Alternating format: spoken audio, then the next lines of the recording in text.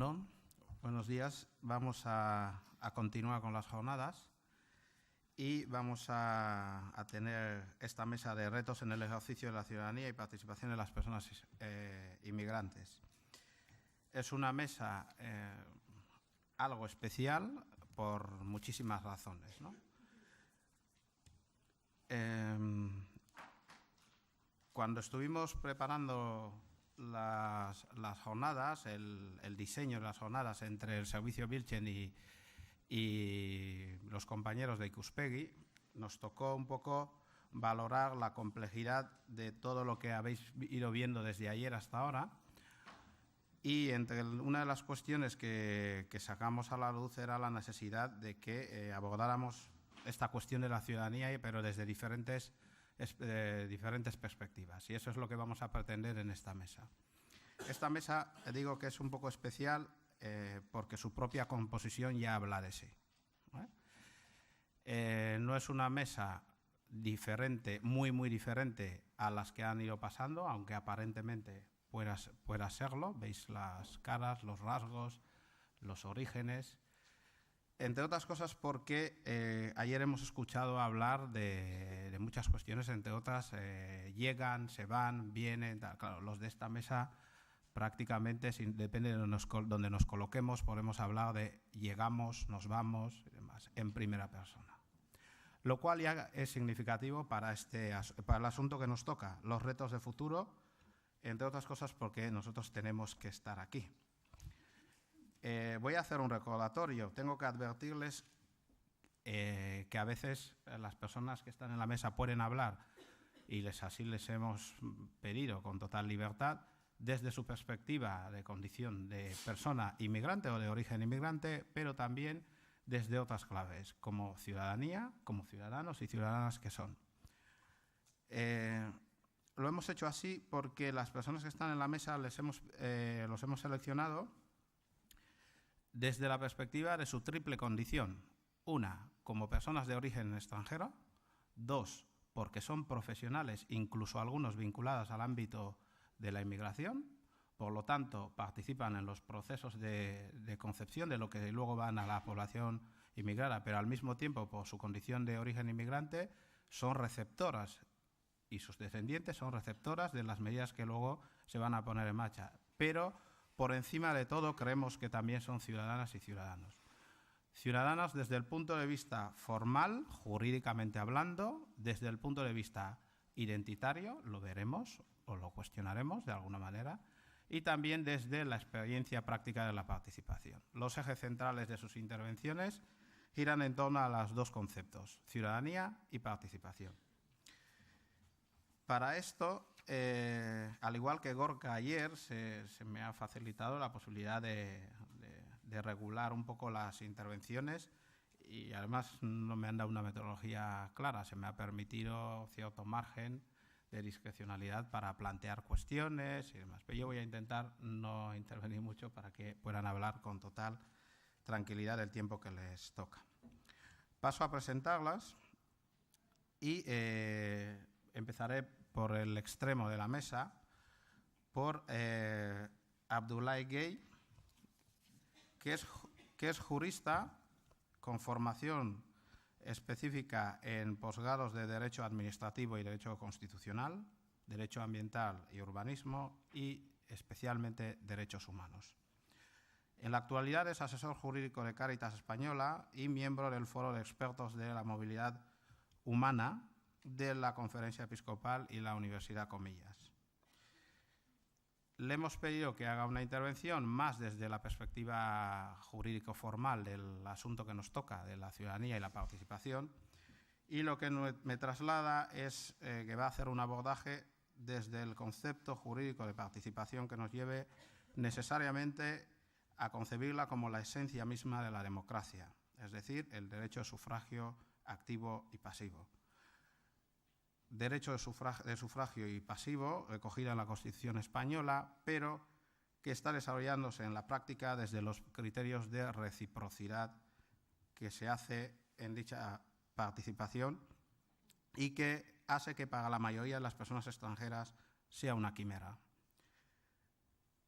Por otro lado, la participación la concibe y se debe entender desde una perspectiva más amplia, teniendo siempre en cuenta la sociedad en cuestión, el contexto, los colectivos en presencia y demás elementos que influyen en los procesos de participación social. En torno a estas cuestiones, que luego si queréis las recordaré, es donde le hemos pedido y donde él mismo se ha ofrecido a plantear las cuestiones. Es importante decir que cuando vamos a hablar en esta mesa de ciudadanía, y lo vamos a hacer desde diferentes perspectivas, he dicho que la mesa también era especial por su propia composición, pero desde el punto de vista jurídico también. En la mesa tenemos personas de plena ciudadanía jurídica, ciudadanos españoles y europeos, por tanto, tenemos personas que no lo son, aunque sean europeas, y tenemos personas con doble nacionalidad, tenemos personas con... Es decir, esta mesa encierra en sí misma una complejidad respecto de la ciudadanía que es interesante descubrir. Seguido de Abdoulaye intervendrá Diana Carolina Urrea, que es exparlamentaria de Euskal Herria Bildu, natural de Colombia. Con 10 años vino con su familia, madre, padre y hermana, a vivir al País Vasco. Estudió diplomatura de turismo en la Universidad de Deusto y posteriormente se ha especializado en comercio internacional. Actualmente cursa el máster de Igualdad de Hombres y Mujeres en la Universidad del País Vasco y se describe a sí misma como militante feminista e internacionalista. El resumen de su intervención girará en torno a la intervención desde la perspectiva de una mujer nacida fuera del País Vasco, con la peculiaridad de haber tenido un alto grado de participación en decisiones políticas importantes. Hemos dicho que es exparlamentaria de Euskal Herria Bildu, en esta comunidad autónoma en la que reside. Desde ese prisma planteará diferentes retos y propuestas de consenso en el ejercicio de la ciudadanía y la participación para las personas inmigrantes, que aboquen a una posible solución o un avance en cuanto a los retos de futuro que se plantean desde el plano más político, más identitario de la cuestión.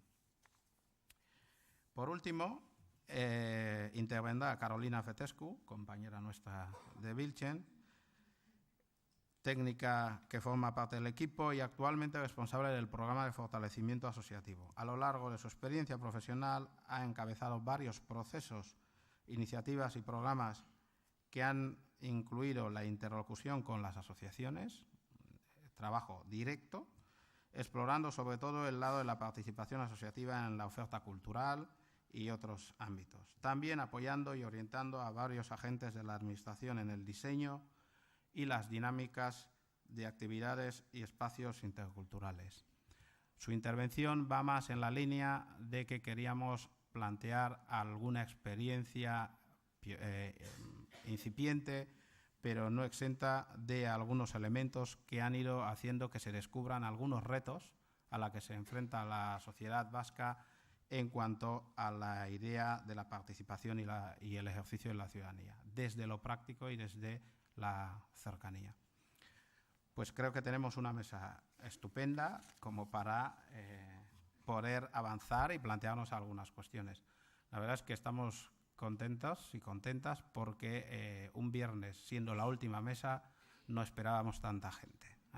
Ya me lo han transmitido, lo cual es de agradecer. Bueno, sin más, le cedo la palabra a Abdoulaye con su primera exposición. Buenos días a todos. Yo creo que primero, después de hablar Jojen, podría yo no decir nada más porque yo creo que lo ha resumido perfectamente. Y además, como lo hace con tanta claridad, yo creo que la gente ya ha entendido y habrá quedado contenta. Y después de eso, agradecer a la gente también a atreverse a escuchar la sarta de sensaciones que voy a intentar decir. Eso es solo para que me permitan ser a veces polémico, me permitan también poder ser un poco díscolo y estar al margen de algunas prácticas que se hacen y que igual tienen su sentido y su impacto, y que me permitiré poner en duda, por lo menos en cuanto a la eficacia. Dicen que quien avisa no es traidor. A mí, cuando me mandan a hablar del ejercicio de la ciudadanía y de la participación, la formación de jurista, lo que me dice es ejercicio, hay que ejercer un derecho. El derecho, la ciudadanía, y es quien es ciudadano, quien no lo es. Y luego ya otro concepto que está al lado, pero que también abre mucho la perspectiva, que es el concepto de participación. Eso daría para un máster y un doctorado y algo más, ¿no? Pero si lo queremos devolver un poco a una perspectiva en la que realmente vamos a modo de pinceladas resumir y dar cuenta, sabemos que cuando en un ámbito jurídico concreto, pues hay que ir a la Carta Fundamental. La complejidad de Europa tenemos constituciones, pero tenemos también una entidad supranacional que es la Unión Europea, que también legisla y su derecho es de aplicación. Así que cuando se habla del ejercicio del derecho a la ciudadanía, lo primero a lo que pensamos es el derecho de voto, es decir, el ejercicio, es decir, el papel en una democracia, es decir, es el voto, el derecho a votar, pero no solo el derecho a votar, el derecho a ser votado también. Es decir, cuando hablan tanto de derecho de sufragio activo o pasivo, eso se resume a eso, sencillamente. ¿Quién puede votar y quién también puede ser candidato, ¿no? Porque eso ya, si jugamos todos, deberíamos, pues por lo menos todos nos deberían aplicar las mismas normas, ¿no?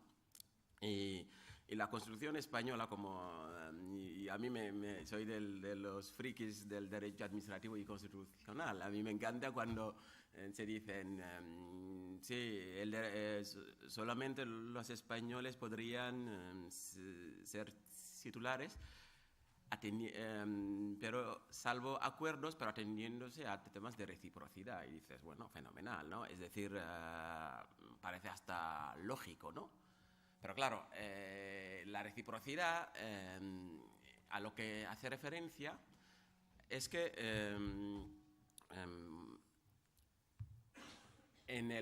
que los españoles puedan votar también en el país de origen.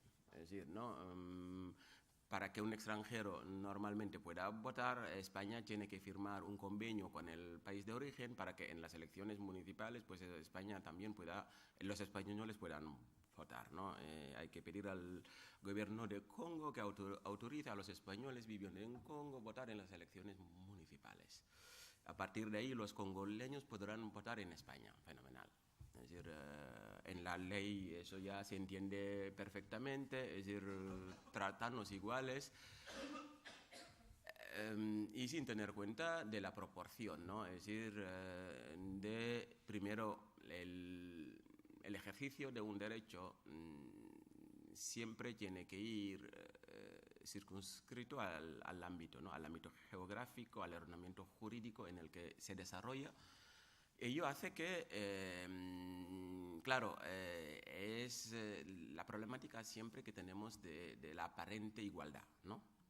Aparentemente hay una igualdad. Está mi teléfono sonando simplemente porque siempre uso un cronómetro para no pasarme del tiempo. Y el cronómetro está en el teléfono. Al final,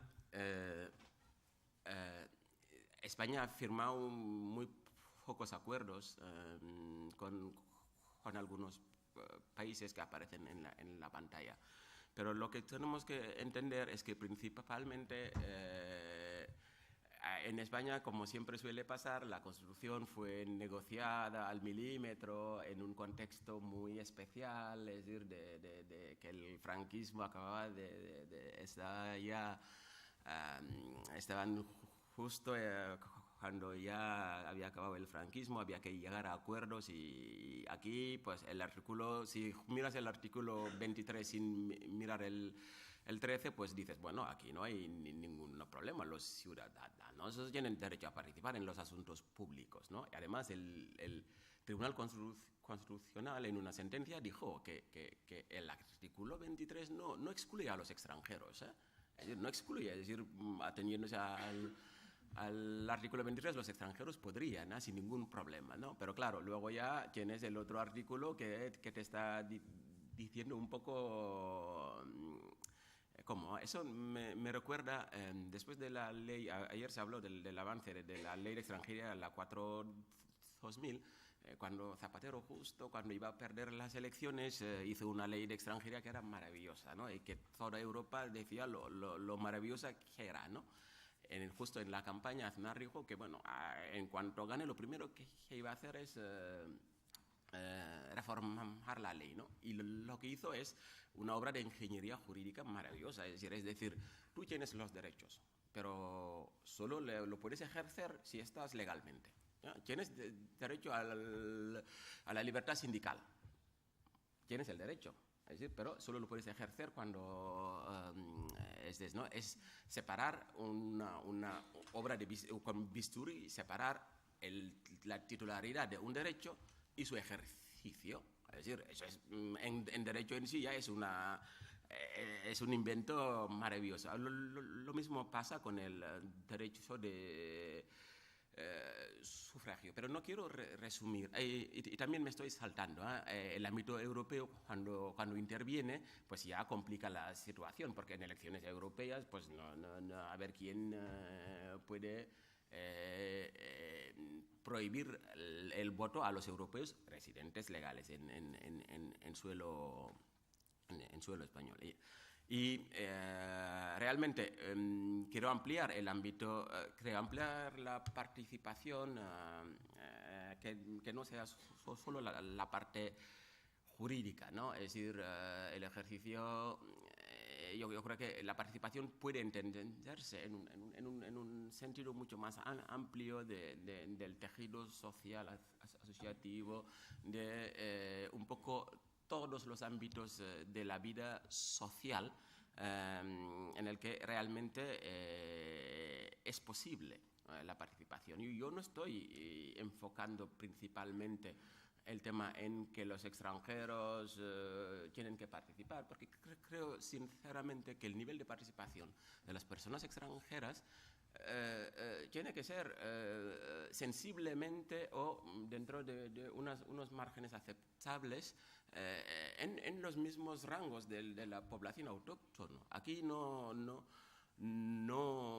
es que la participación sea pues un fenómeno asentado, es decir, en todos los ámbitos. Yo estoy, cuando hablo de participación, lo suelo circunscribir mucho en, si es con la administración, pues en todas las fases, ¿no? de la toma de decisión, la fase ascendiente como la fase descendiente de la toma de decisión. A partir de ahí, esa participación tendría que ser formal.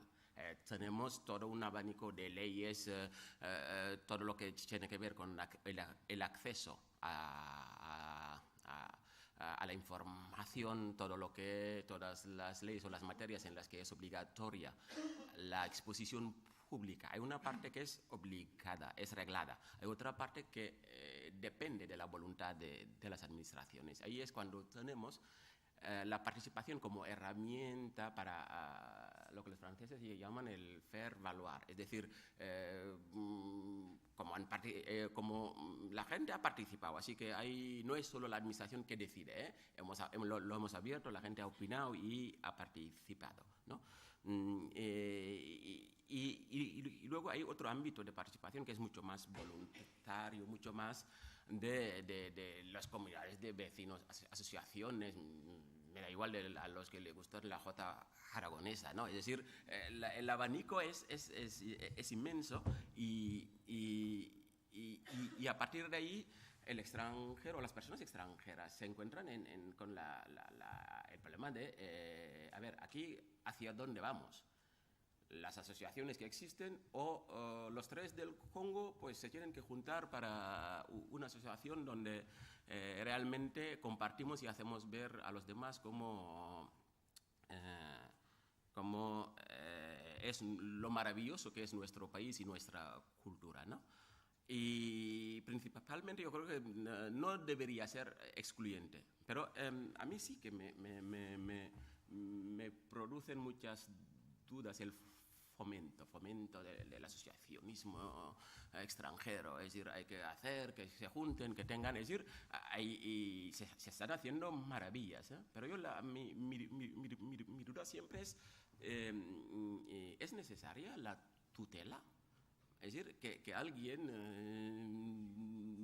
me ayude a que me junte con los míos, los parecidos o los que tengan la misma problemática. Es decir, yo siempre pienso que hay dinámicas que pueden ser ambidireccionales, ¿eh? Pero yo creo que tiene que salir primero de uno. Igual puede salir de uno y que no haya, yo qué sé, la infraestructura o la superestructura necesaria para ejercerlo. El apoyo, el acompañamiento, pues nunca puede ser negativo. La parte que seguramente me preocupa es la parte pero eso es un problema personal, ¿eh? De tutela de infantilización. Es decir, que soy como un ser inmaduro al que hay que acompañar, al que hay que empujar para que vaya hacia un lado. Y muchas veces el juntarse en sí no es un hecho, no es en sí positivo. Es decir, es inherente a las sociedades humanas que nos juntemos con otros. Es decir, de ello lo que me molesta es una suerte de búsqueda de interlocutores. Es decir, buscar gente que sean como las figuras emergentes o las organizaciones que pueden dar respuestas a una necesidad que igual la administración o se supone que tiene que haber un interlocutor, es decir, ¿no? Tiene que haber o representantes o líderes para que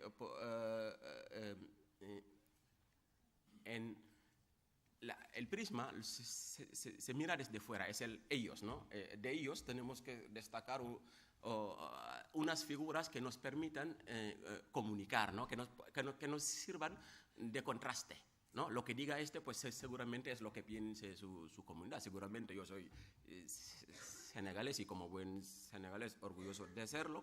Es decir, para decirte que los franceses hemos heredado de los franceses ese chauvinismo que nos parece que los senegaleses son maravillosos, ¿no? Pero ello no significa que yo pueda ser un referente para mi comunidad. Es decir, que pueda ser la persona que pueda responder de las inquietudes de los demás. Y eso es, yo soy un cacique de muchas cosas, entre ellas eso de elegir, ¿no? Lo que tiene que parecer, pues a los demás les tiene que parecer, este que está aquí, pues es el ejemplo de que a los extranjeros les pueden llegar a no sé qué o les puede parecer. Yo digo, es el tipo de situaciones que para mí me producen más, hablo desde el yo, más rechazo porque no permite realmente a la propia comunidad elegir sus líderes, elegir sus portavoces, porque es verdad, puede no haber mecanismos, ¿no? de elección, y yo creo que muchas veces el comunitarismo puede estar bien en la animación comunitaria, pero en la vida pública puede suponer un gran problema, porque si cada comunidad, si cada loco va con su tema, pues la cosa puede ser interesante. Que cada uno sea capaz de hacer oír sus especificidades me parece estupendo, porque al final yo creo que no es malo en sí, es decir, pero no sé cómo voy de tiempo. Vale.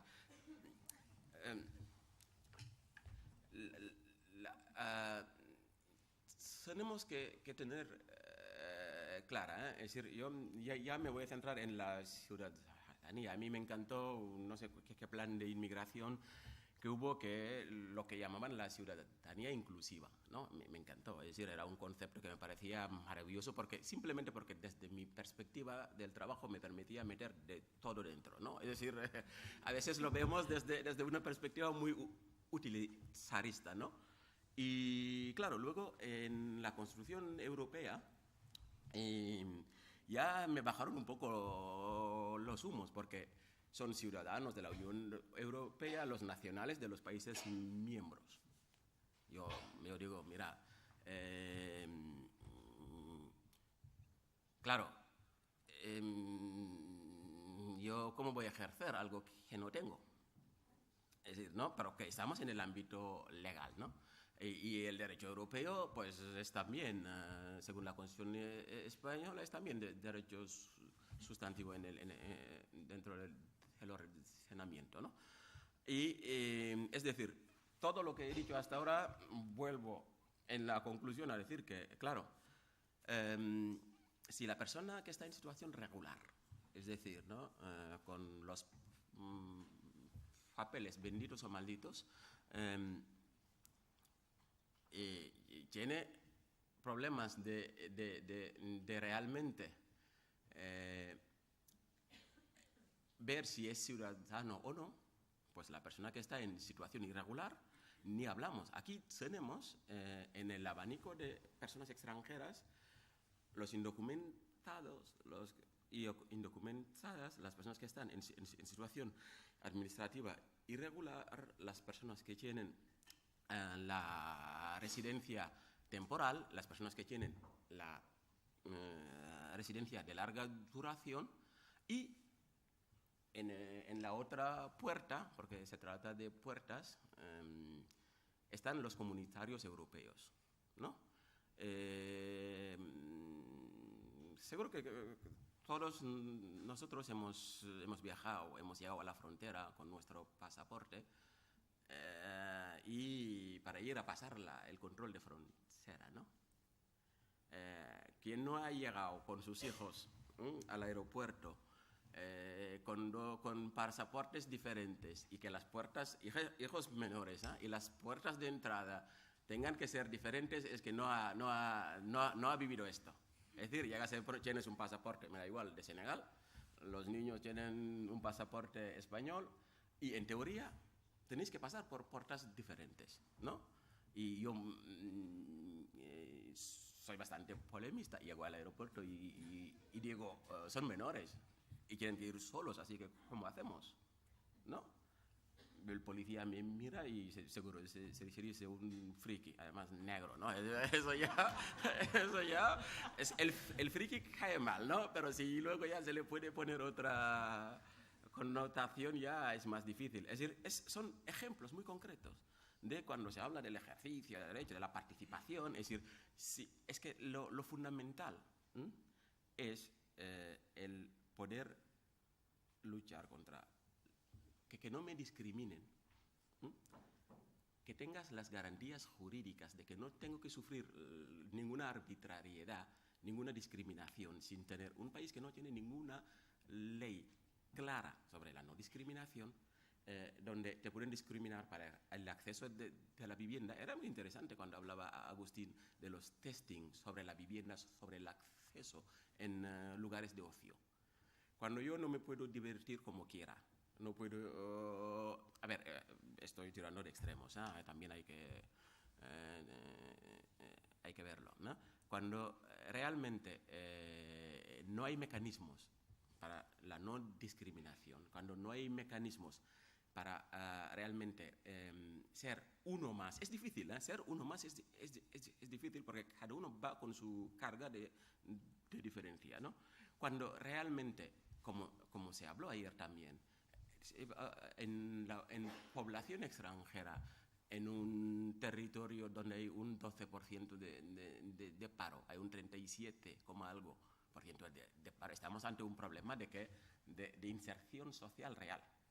Si yo no hablo de integración, hay palabras que son... Es decir, yo si no soy un vecino más, es decir, ¿no? Si no puedo acceder por las puertas sin necesidad de pasar por una trabajadora social o un trabajador social, porque me fiscalizan, si así no puedo ejercer como ciudadano normal, es decir, la participación en otros ámbitos públicos es difícil, porque uno pierde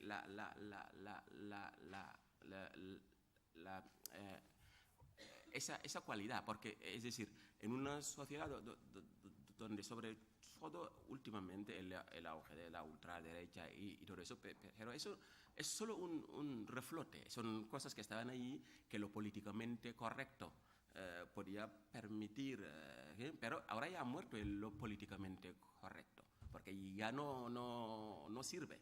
Así que cuando tenemos que andar todos los días intentando destruir prejuicios, ¿no?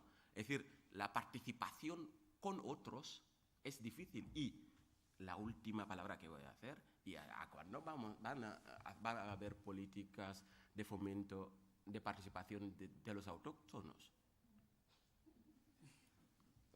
Ahí lo dejo.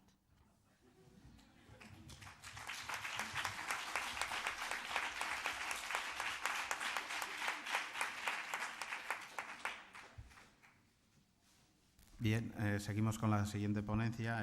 Haremos las preguntas al final. Eguerdion guztioi, bueno, lehenengo eta behin mila esker antolatzaileei gonbidapenagatik. Bueno, cuando me propusieron esto me pareció todo un reto porque en sí mismo, tanto el planteamiento de ciudadanía como participación son cuestiones o conceptos bueno, pues que podemos cuestionar muchísimo, ¿no? El propio concepto, digamos, también enmarcado dentro de un propio sistema hegemónico. Por tanto, me parecía un reto adecuarme a los conceptos formales y en ese marco pues llevar a cabo la intervención. Yo creo que en primer lugar hay que comenzar efectivamente poniendo de manifiesto la importancia de esta mesa por una sencilla razón, y es que suponemos la excepción de la vida real de las personas migrantes. Es decir, somos personas que desde los diferentes ámbitos hemos tenido determinada representación, tenemos determinada representación y trabajo activo por la defensa de todos los derechos para todas las personas, pero desde luego no es la realidad de la situación de las personas migrantes que desde luego sus vidas están claramente de modo general precarizadas, ¿no? Yo creo que es importante como hacer una radiografía de cuál es la situación de las personas migrantes. Voy a hacer, digamos que todo este reflejo que voy a hacer también va a ser en base a una cuestión personal, es al modo en el que desde luego tanto mi familia como yo venimos a Euskal Herria a vivir y desde luego cómo nos situamos en este panorama, ¿no? Yo lo voy a hacer de un modo genérico porque me parece muy importante y hay preguntas además que surgen en torno a esto. Yo creo que por una parte voy a hacer una distinción en cuanto a la participación y finalmente acabaré hablando de ciudadanía. Me parece muy apropiado utilizar bueno, pues una referencia al término participación, porque me parece que se ha utilizado para hablar de la situación de la participación política de las mujeres, pero me parece muy importante también utilizarlo precisamente para esto, ¿no? Y es así, ¿no? La participación es un proceso político complejo en el que las desigualdades de recursos y de poder entre quienes participan pues ejerce una influencia muy importante en los propios objetivos de la participación y también en los tipos de participación, ¿no? En este sentido, efectivamente, como se ha visto, hay múltiples formas de participación: individual, colectiva, espontánea, convencional, no convencional, ilegal, no ilegal, diferentes formas de participación y también, además, de diferentes maneras, ¿no? Puede ser por parte de iniciativas que vengan de la institución, como respuesta a iniciativas de la institución, Es decir, que cada una de estas formas, votando, afiliándote a una formación política, a una organización social, etcétera, y que cada una de estas formas, digamos, va a tener tanto un tiempo como como un gasto de recursos de diferente índole, ¿no? Y en este sentido, a mí me parece muy apropiado plantear dos preguntas, y es una de ellas, pues efectivamente, si los cauces de participación son iguales para las personas migrantes que para las personas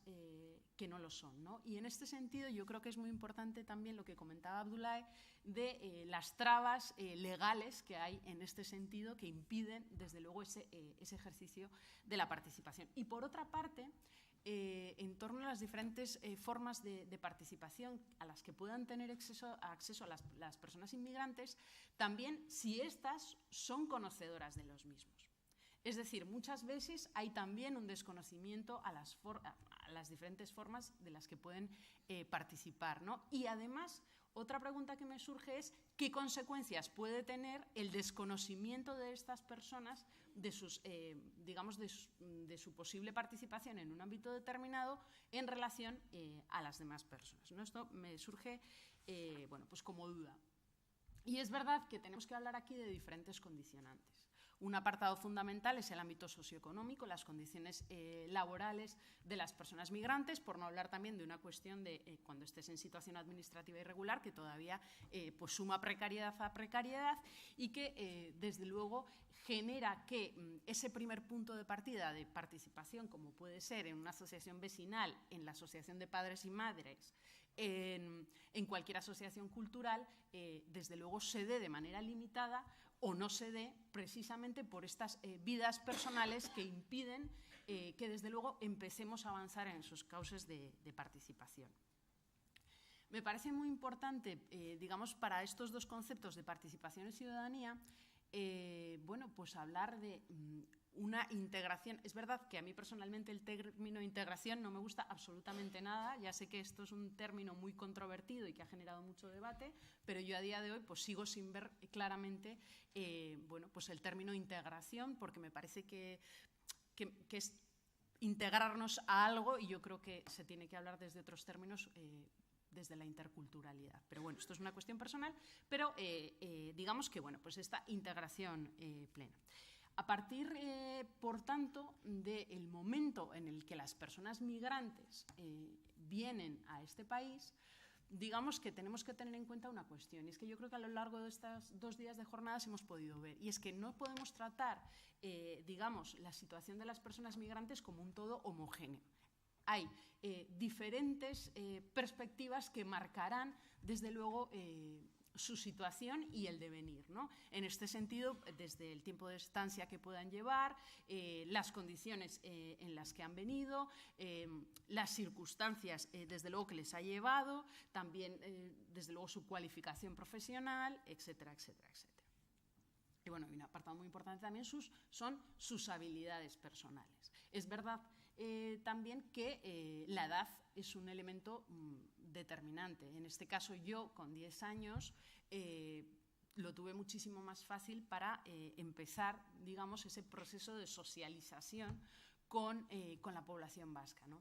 Es verdad que hay otra cuestión, y además me parece que es un punto de reflexión, y también sobre ello creo que acarrea una propuesta directa, y es pues que efectivamente cuando empecé a estudiar con 10 años, en la escuela recomendaron a mi madre y a mi padre que no lo hiciera, que fuera exenta de euskera, que no estudiara en euskera, que lo hiciera en modelo A, porque esto haría todavía mayor la dificultad de adaptación. Y esto es un grave error, y yo creo que también sobre esto pues hay que dar una gran repensada, porque efectivamente directamente desde la dirección, claro, tu madre o tu padre dicen, pues por supuesto, lo que queremos es que nuestra hija desde luego avance en términos de adaptación, y si el idioma va a ser un impedimento, pues vamos a poner en castellano. A una niña de 10 años que desde luego si hubiese tenido dificultades los primeros años, pues también la institución tendría que tener los medios para facilitar este proceso, ¿no? Esto es un punto importante, porque me parece que la lengua, el idioma, es un nexo de unión fundamental, y sobre todo para todas aquellas personas que hemos venido también desde una manera muy temprana. el idioma ha sido adquirido, y esto ya queda en una cuestión particular, por la voluntad que tengas de aprenderlo. En este caso, porque mi familia y yo decidimos que queríamos aprenderlo. Pero es decir, esto queda también como de una manera bueno, pues muy personal, y me parece que en este sentido tiene que haber un apartado claro. Bueno, en cuanto a uno de los determinantes fundamentales, hemos dicho que es el tema de la inserción laboral. Los grandes problemas que acarrean. Las personas migrantes, en su mayoría, tienen trabajos tremendamente precarios, trabajos sin contrato en muchísimas ocasiones, y que desde luego pues están como muy segmentados. Por una parte, y ayer lo veíamos, por una parte las mujeres en su mayoría se dedican al trabajo de cuidados y al trabajo doméstico, que desde luego es un sector fundamental porque es el sector que sostiene, es un trabajo que es indispensable para el sostenimiento de la vida, y lo realizan en su mayoría mujeres migrantes. Por tanto, volvemos a sumar estas precariedades en unas condiciones que desde luego también son tremendamente denunciables, y que desde luego en este marco también tendríamos que plantear cuestiones encima de la mesa que pasen desde luego por la mejora en la calidad de sus condiciones laborales. Desde luego destaca plenamente la precariedad. Es decir, puede haber casos excepcionales, pero el marco general nos indica el día a día. Las compañeras y compañeros compatriotas migrantes vemos sus situaciones y desde luego el día a día nos indica esta situación de precariedad. También es verdad que hay que decir que en épocas de supuesta bonanza, en épocas en las que llegó por ejemplo mi familia, en estos momentos, digamos que aquellos trabajos como en este caso el caso de los hombres, construcción, jardinería, etcétera, y en el caso de las mujeres, el ámbito doméstico, digamos que eran trabajos que, bueno, pues que se agradecía que vinieran personas migrantes a hacerlo, porque, entre otras cosas, la situación en el ámbito doméstico servía para la emancipación de las mujeres de Occidente, iba a decir, pero bueno. Y desde luego eran trabajos que por su calidad en sí misma, en cuanto a jornada laboral, en cuanto a condiciones económicas, etcétera, pues eran trabajos que desde luego eran, digamos, despreciados de alguna manera, y se favorecía esto. Pero en un momento de crisis civilizatoria como el que estamos viviendo, desde luego ya pasamos a una fase en la que nos encontramos, en la que las capas de precariedad se asemejan, y que es aquí cuando bueno, surgen polémicas, y ya desde luego el trabajo que realizan ya no es tan valorado, parece que tenemos memoria selectiva, y que desde luego empiezan, y esto puede ser un caldo de cultivo, y lo hemos intentado ver también, lo hemos visto en ciudades como Gasteiz, en el marco de la precariedad con las ayudas sociales, cómo se aprovechan estos discursos populistas en el que es fundamental una articulación política, y así lo hicimos en este caso en el Parlamento Vasco, una articulación política clara contra las políticas racistas del Partido Popular. Los demás grupos de manera articulada para hacer una defensa conjunta. Efectivamente, también lo más importante de todo esto es que surgió de la propia ciudadanía esa respuesta, pero me parece que ayer se hacía referencia a pequeños detalles que tienen tintes xenófobos y que los dejamos ahí, pero me parece que es muy importante situarlos como en un punto clave de análisis, ¿no? Me parece que en este sentido es fundamental, porque cómo estén las personas situadas en un ámbito socioeconómico será determinante también a la hora de tener una mayor o menor vinculación con la participación, ¿no? Antes lo veíamos en el concepto y es una cuestión clara. Otra cosa que comentaba Abdoulaye también, y es fundamental, es el acceso a la vivienda. ¿Tienen las personas migrantes el mismo acceso a la vivienda que el resto de personas? Pues no. No tienen esta facilidad de acceso a la vivienda porque, en primer lugar, al estar hablando de condiciones laborales en las que no tienen determinados, facilidad de ingresos, y ojo, hay que ver otros factores también. Y es que, en primer lugar, en los primeros años del proceso migratorio, la mayoría afrontan deudas que han adquirido para poder llegar al país. También, por otra parte, tienen parte de su familia en el país de origen y, por tanto, intentan generar pequeños ahorros para poder mandar a sus familias, para poder ayudar también en el desarrollo de los modos de vida familiares. Por tanto, todas estas cuestiones en una situación económica en general de precariedad, se hace mucho más complejo todavía.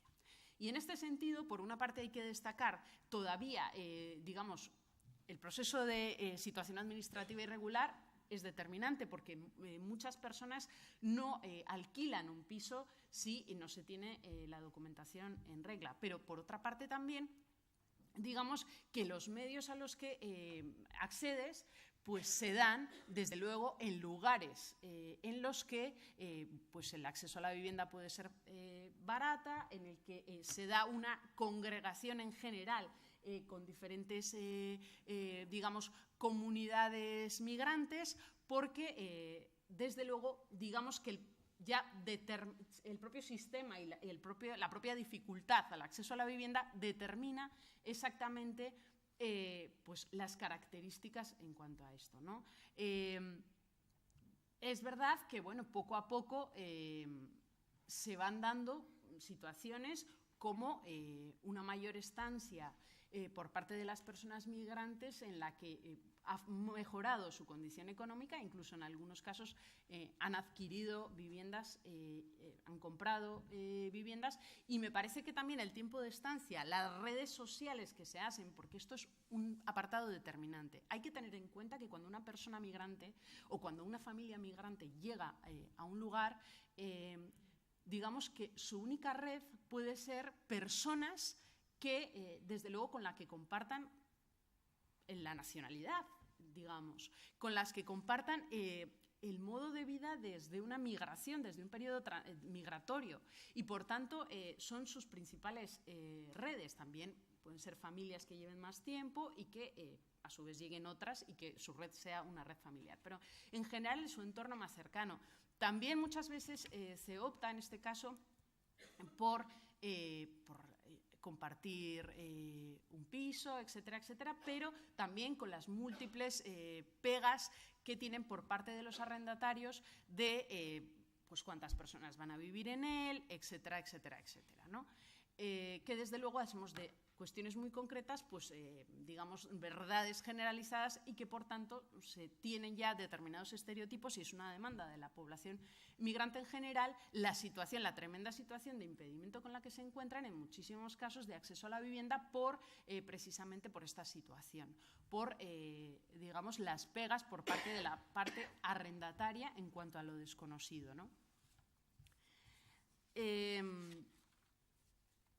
Claro, ¿qué consecuencias puede tener efectivamente el hecho de que si la mayoría de personas migrantes pueden acceder a viviendas de una determinada característica en un determinado barrio característico, etcétera, qué consecuencias tiene esto para, digamos, ese posterior proceso de adaptación y participación en un ámbito de ciudadanía, ¿no?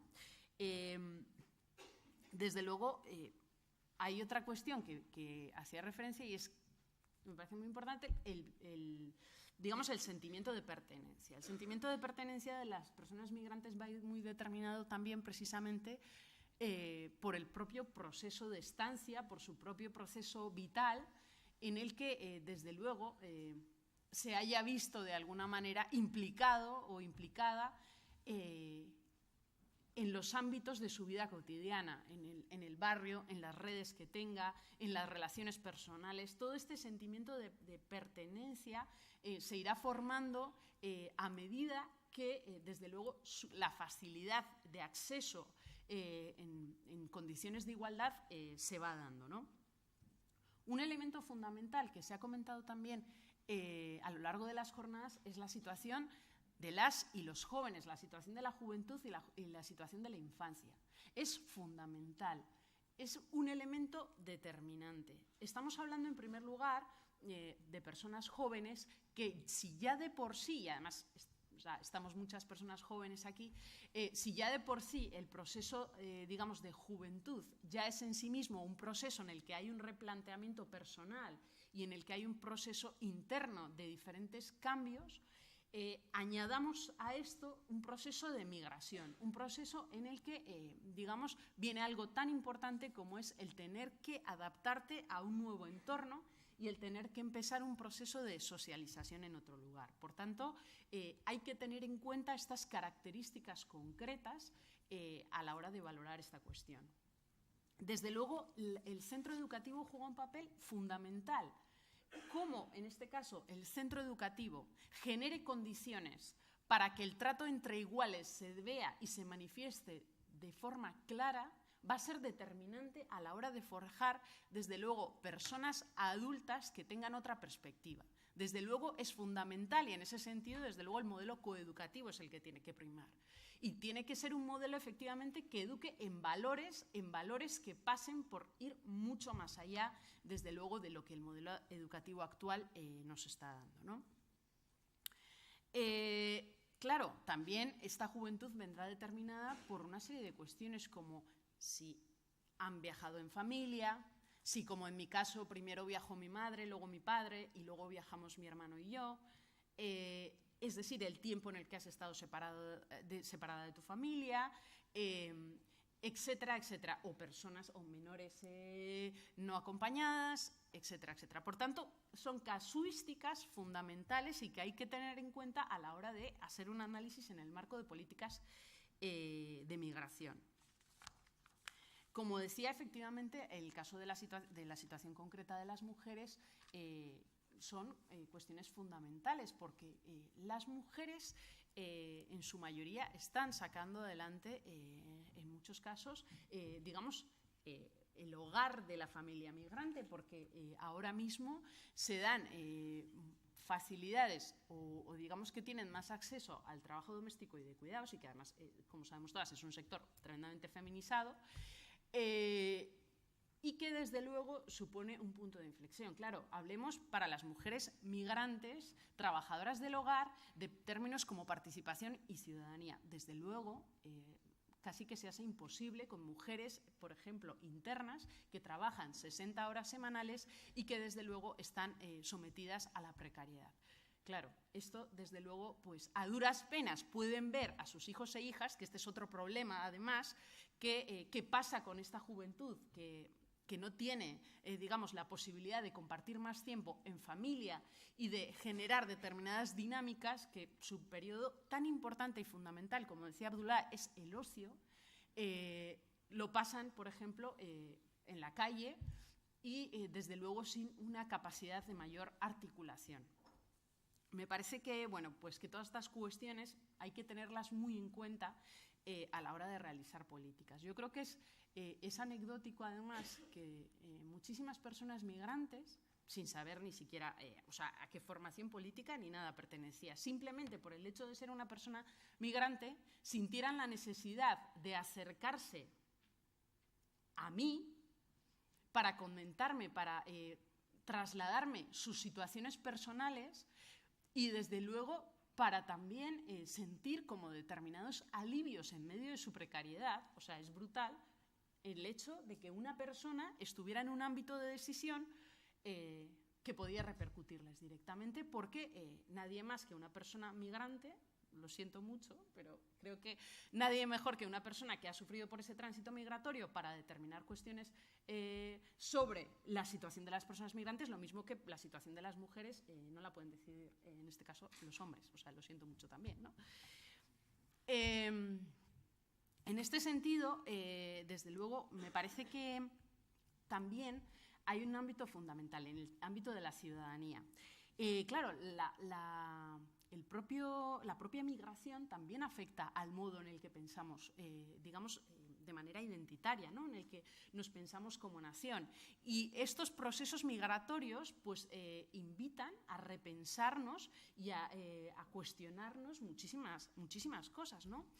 Es decir, ¿cómo puede poner la migración en cuestión bueno, pues el propio concepto de ciudadanía, un concepto fundamental o central en la política y en la democracia, y que a la vez es tan cuestionado y tan variable a lo largo de la historia y también en función de la práctica política, ¿no? Yo creo que también como reto, desde luego, es el avance precisamente en términos de ciudadanía universal, de ciudadanía global, de ciudadanía cosmopolita, en el que, desde luego, la pertenencia nacional no se pierde, sino que encuentra el modo de articularse bajo ese ser humano, es decir, la prevalencia, en este caso, del ser humano ante cualquier tipo de identificación. Es decir, la forma en la que confluyen ambas. Me parece que es todo un reto y es, bajo mi punto de vista, donde tenemos que avanzar.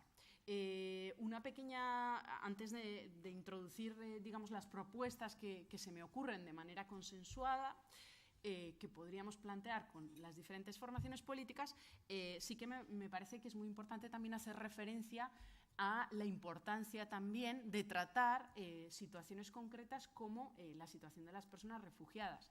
Y situación de las personas refugiadas que no solo nos referimos en general a las que se nos viene a la cabeza, sino que entre nosotras y nosotros hay muchas personas que podemos identificar en teoría como migrantes, pero que son o han sido potenciales solicitantes de asilo, que han venido por frontera sur, que desde luego han pasado unos procesos absolutamente brutales, teniendo que salir por diferentes ámbitos, violencia sexual, conflictos, etcétera, etcétera, etcétera, y que desde luego en ese tránsito se han migratizado y que desde luego tienen y tendrían que tener una atención diferencial, porque son potenciales solicitantes de asilo que el propio sistema ha burocratizado y ha convertido, muchos de ellos con órdenes de expulsión, en personas migrantes, cuando desde luego tendrían que ser personas a las que la legislación internacional tendría que dar respuesta. Es decir, no solo nos referimos al marco genérico de la situación de vulneración sistemática de derechos humanos que viven las personas migrantes, que se nos ponen en el imaginario, sino que muchas otras que desde luego vienen por la frontera sur. Y además en esto lo podemos ver en función del acceso a los recursos. Pues serán el traslado, aunque nos quieran vender la imagen brutal de avalancha, en realidad no es así. En realidad las personas con menores recursos vienen, desde luego, pueden pasar, por ejemplo, en la África subsahariana, sobre todo en patera, etcétera, y desde luego también personas con mayores recursos, que esto es algo silenciado completamente en el Estado español, es el tránsito por la frontera, que se da también en el marco de los recursos económicos, en el que podemos ver ciudadanías pues, como la siria, etcétera, y que se circulan a diario entre entradas y salidas alrededor de 30.000 personas, y esto es una realidad completamente pues silenciada ante los ojos de los medios de comunicación. Y estas personas consiguen, a pesar de la legislación que les impide, que es brutal cuando llegan a Ceuta o a Melilla, que les impide la libre circulación, consiguen llegar al Estado español, muchas veces a través de los CIES, verdaderos campos de concentración, y que desde luego consiguen llegar hasta nosotras y nosotros, y que los vemos de manera, digamos, con el espejo de una persona migrante que viene buscando pues, mejores oportunidades económicas, pero que sin embargo han pasado un tránsito personal de vulneraciones sistemáticas de derechos humanos. Mujeres que en todo su tránsito migratorio han sufrido violencia sexual, etcétera, etcétera, y que por tanto tienen que tener un trato diferencial. Y a todo esto, desde luego, tenemos que darle una respuesta. Para no alargarme, porque ya me han llamado la atención, cuestiones muy importantes. Me parece que efectivamente yo creo que tenemos que hacer una apuesta clara, y una apuesta clara pasa, desde luego, yo no digo porque se incite a la participación política por parte de las formaciones políticas a, digamos, a tener representación de personas migrantes, que sería fantástico y es una apuesta política, pero sí que desde luego tenemos cuestiones que podemos llevar a cabo. Me parece, bueno, en el ámbito parlamentario, las diferentes fuerzas políticas aprobamos en la pasada legislatura un intergrupo en defensa de los derechos de las personas migrantes y refugiadas, que desde luego con la pretensión de estudiar en primer lugar las diferentes causas por las que las personas migrantes y refugiadas pasan hasta llegar a nosotras y nosotros, y desde luego en ese marco establecer digamos las necesidades de servicios públicos, que desde luego tiene que tener, digamos, una unión directa con la legislación, porque tenemos legislación, por ejemplo, como la cuestión de la renta de garantía de ingresos, que a día de hoy sigue teniendo el impedimento de los 3 años de empadronamiento para acceder a ella. Tenemos un problema encima de la mesa, ¿no? Desde luego, nos parece fundamental una articulación conjunta para el diseño de políticas de asilo y de protección propias que, como decía, tengan en cuenta toda esta bueno, pues heterogeneidad de las personas migrantes y refugiadas que vienen a esta comunidad. Por supuesto, sin dejar de exigir, en el caso de las personas concretas, en esta cuota de acogida, que puedan estar con nosotras y nosotros de manera contundente, con una exigencia a las diferentes instancias, ¿no? Me parece que en este sentido es muy importante hacer un acuerdo para, bueno, pues que yo lo denominaba para la diversidad y la convivencia en igualdad. Me parece que se tiene que crear un marco estable de análisis, y un marco estable de análisis que pase, me parece que con un apartado fundamental, y es un trabajo importante desde lo local, porque efectivamente yo comparto con que desde el ámbito local, desde la mayor cercanía, me parece que se dan procesos mucho más interesantes en el ámbito de la integración. Me parece que es muy importante llevar a cabo el desarrollo de una estrategia contra el racismo y la xenofobia, precisamente por todas estas cuestiones que hemos comentado. Me parece que tenemos que tener una actitud claramente activa en este marco, las diferentes formaciones políticas, y que desde luego hay que llevar a cabo una estrategia que desde luego sitúe y haga como, digamos, un muro de contención en el ámbito al menos legislativo esta cuestión. Desde luego me parece un apartado fundamental, y es, así como las leyes, cuando vas a aprobar un proyecto de ley, tienes que tener una evaluación de impacto de género, que luego en la práctica es verdad que no sirve más que para que tengamos el diagnóstico y nos quejemos, pero al menos que desde luego las propias leyes también tengan una evaluación de impacto en la interculturalidad. Me parece fundamental este ámbito, ¿no? Y desde luego, yo creo que en este sentido ayer se planteaba, y lo tenía recogido, la necesidad de crear un código deontológico en los propios medios de comunicación y una comisión. Tenemos la comisión Begira, por ejemplo, que se encarga de todo el tema de publicidad no sexista, etcétera, en Araba, Bizkaia y Guipúzcoa. Pues me parece importante que en este sentido hagamos un trabajo conjunto, las organizaciones sociales, políticas, sindicales, etcétera, etcétera, para, desde luego, generar esto, y que pase por un punto de partida, y es los medios de comunicación, la Radio Televisión Pública Vasca, como, digamos, como elemento clave y vinculante, y a partir de ahí los diferentes medios privados que se quieran adherir a la misma, ¿no? Me parece que, desde luego, un plan integral de sensibilización es fundamental. Y es fundamental porque hablamos de una cuestión, y es que cuando hacemos referencia muchas veces, y lo hemos podido ver con la situación de las personas refugiadas, bueno, pues del altruismo, de la visceralidad que sale de todo esto, de, bueno, pues en mi casa hay una habitación, pueden venir, etcétera, etcétera.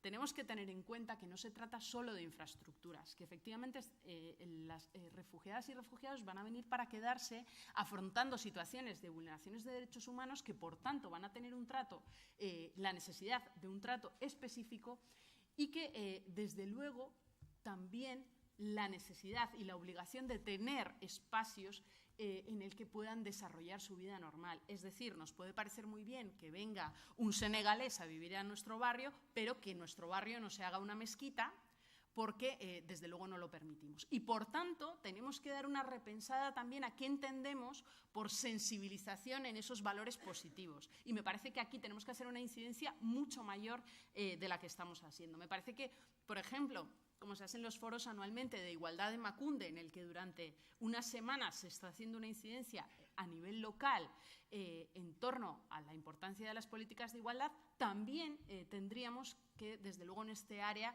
hacer una cuestión en similar. Y no, nada más, solamente quiero terminar con una cuestión, y es que a mí, para todo esto, yo creo que es fundamental el desarrollo de un marco normativo, es decir, de un proyecto de ley que, desde luego, de acogida, de diversidad y convivencia lo he llamado yo. Y me parece que no tiene que ser un proyecto de ley en el que se aglutinen las diferentes formas de discriminación, porque me parece que cada forma de discriminación tendría que tener un marco propio para no desvirtuar la realidad. Esto es un punto de vista particular. Y desde luego tendremos de manera inminente el proyecto de ley que efectivamente regula los sitios de culto, que seguramente en esta legislatura se vaya a llevar a cabo. Y por tanto, también ahí tenemos un reto importante por delante.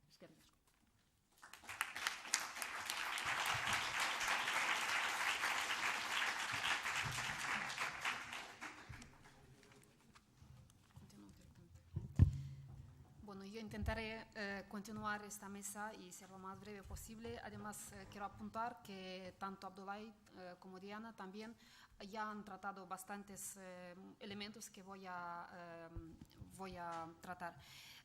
A mí se me ha encomendado desde la organización de hablar de un programa que lo hemos iniciado nada más hace 2 años.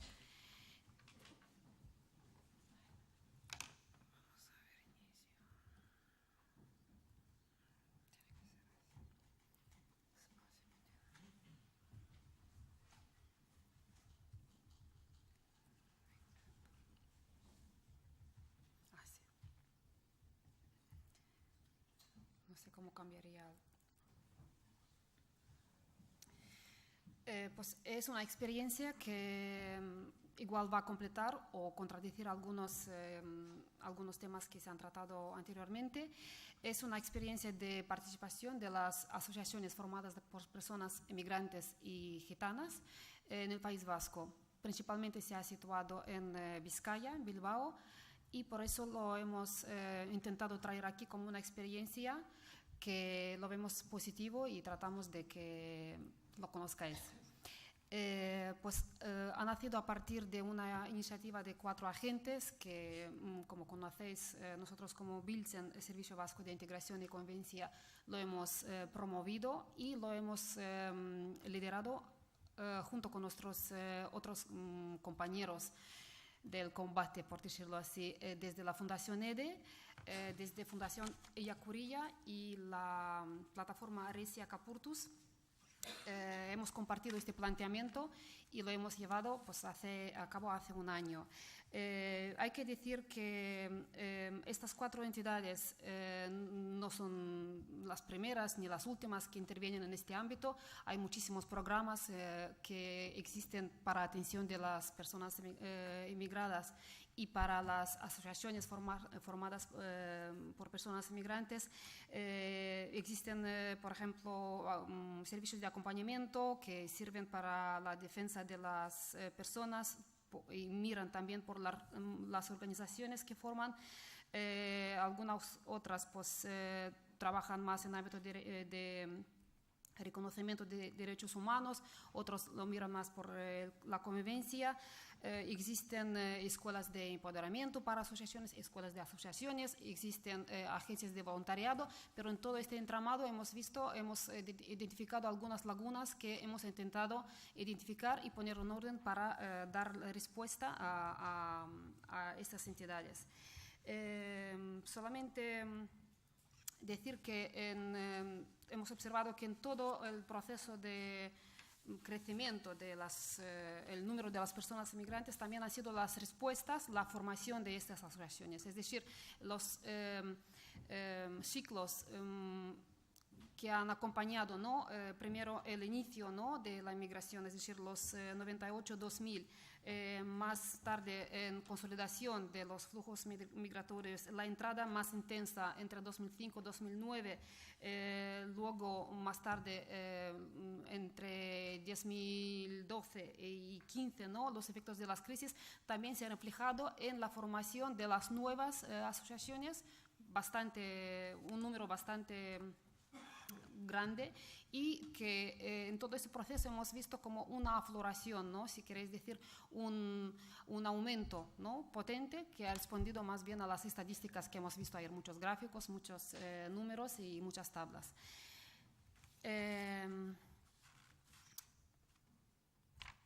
Como ya enumeraba, hemos concedido en el que existen algunas lagunas en la oferta dirigida a las asociaciones, y hemos mirado por asociaciones que preferentemente sean formadas por personas inmigrantes y gitanas, que sean también pequeñas, no demasiado profesionalizadas. También habría que mirar por el tema de voluntariado, cómo están organizadas, cómo se llevan los liderazgos.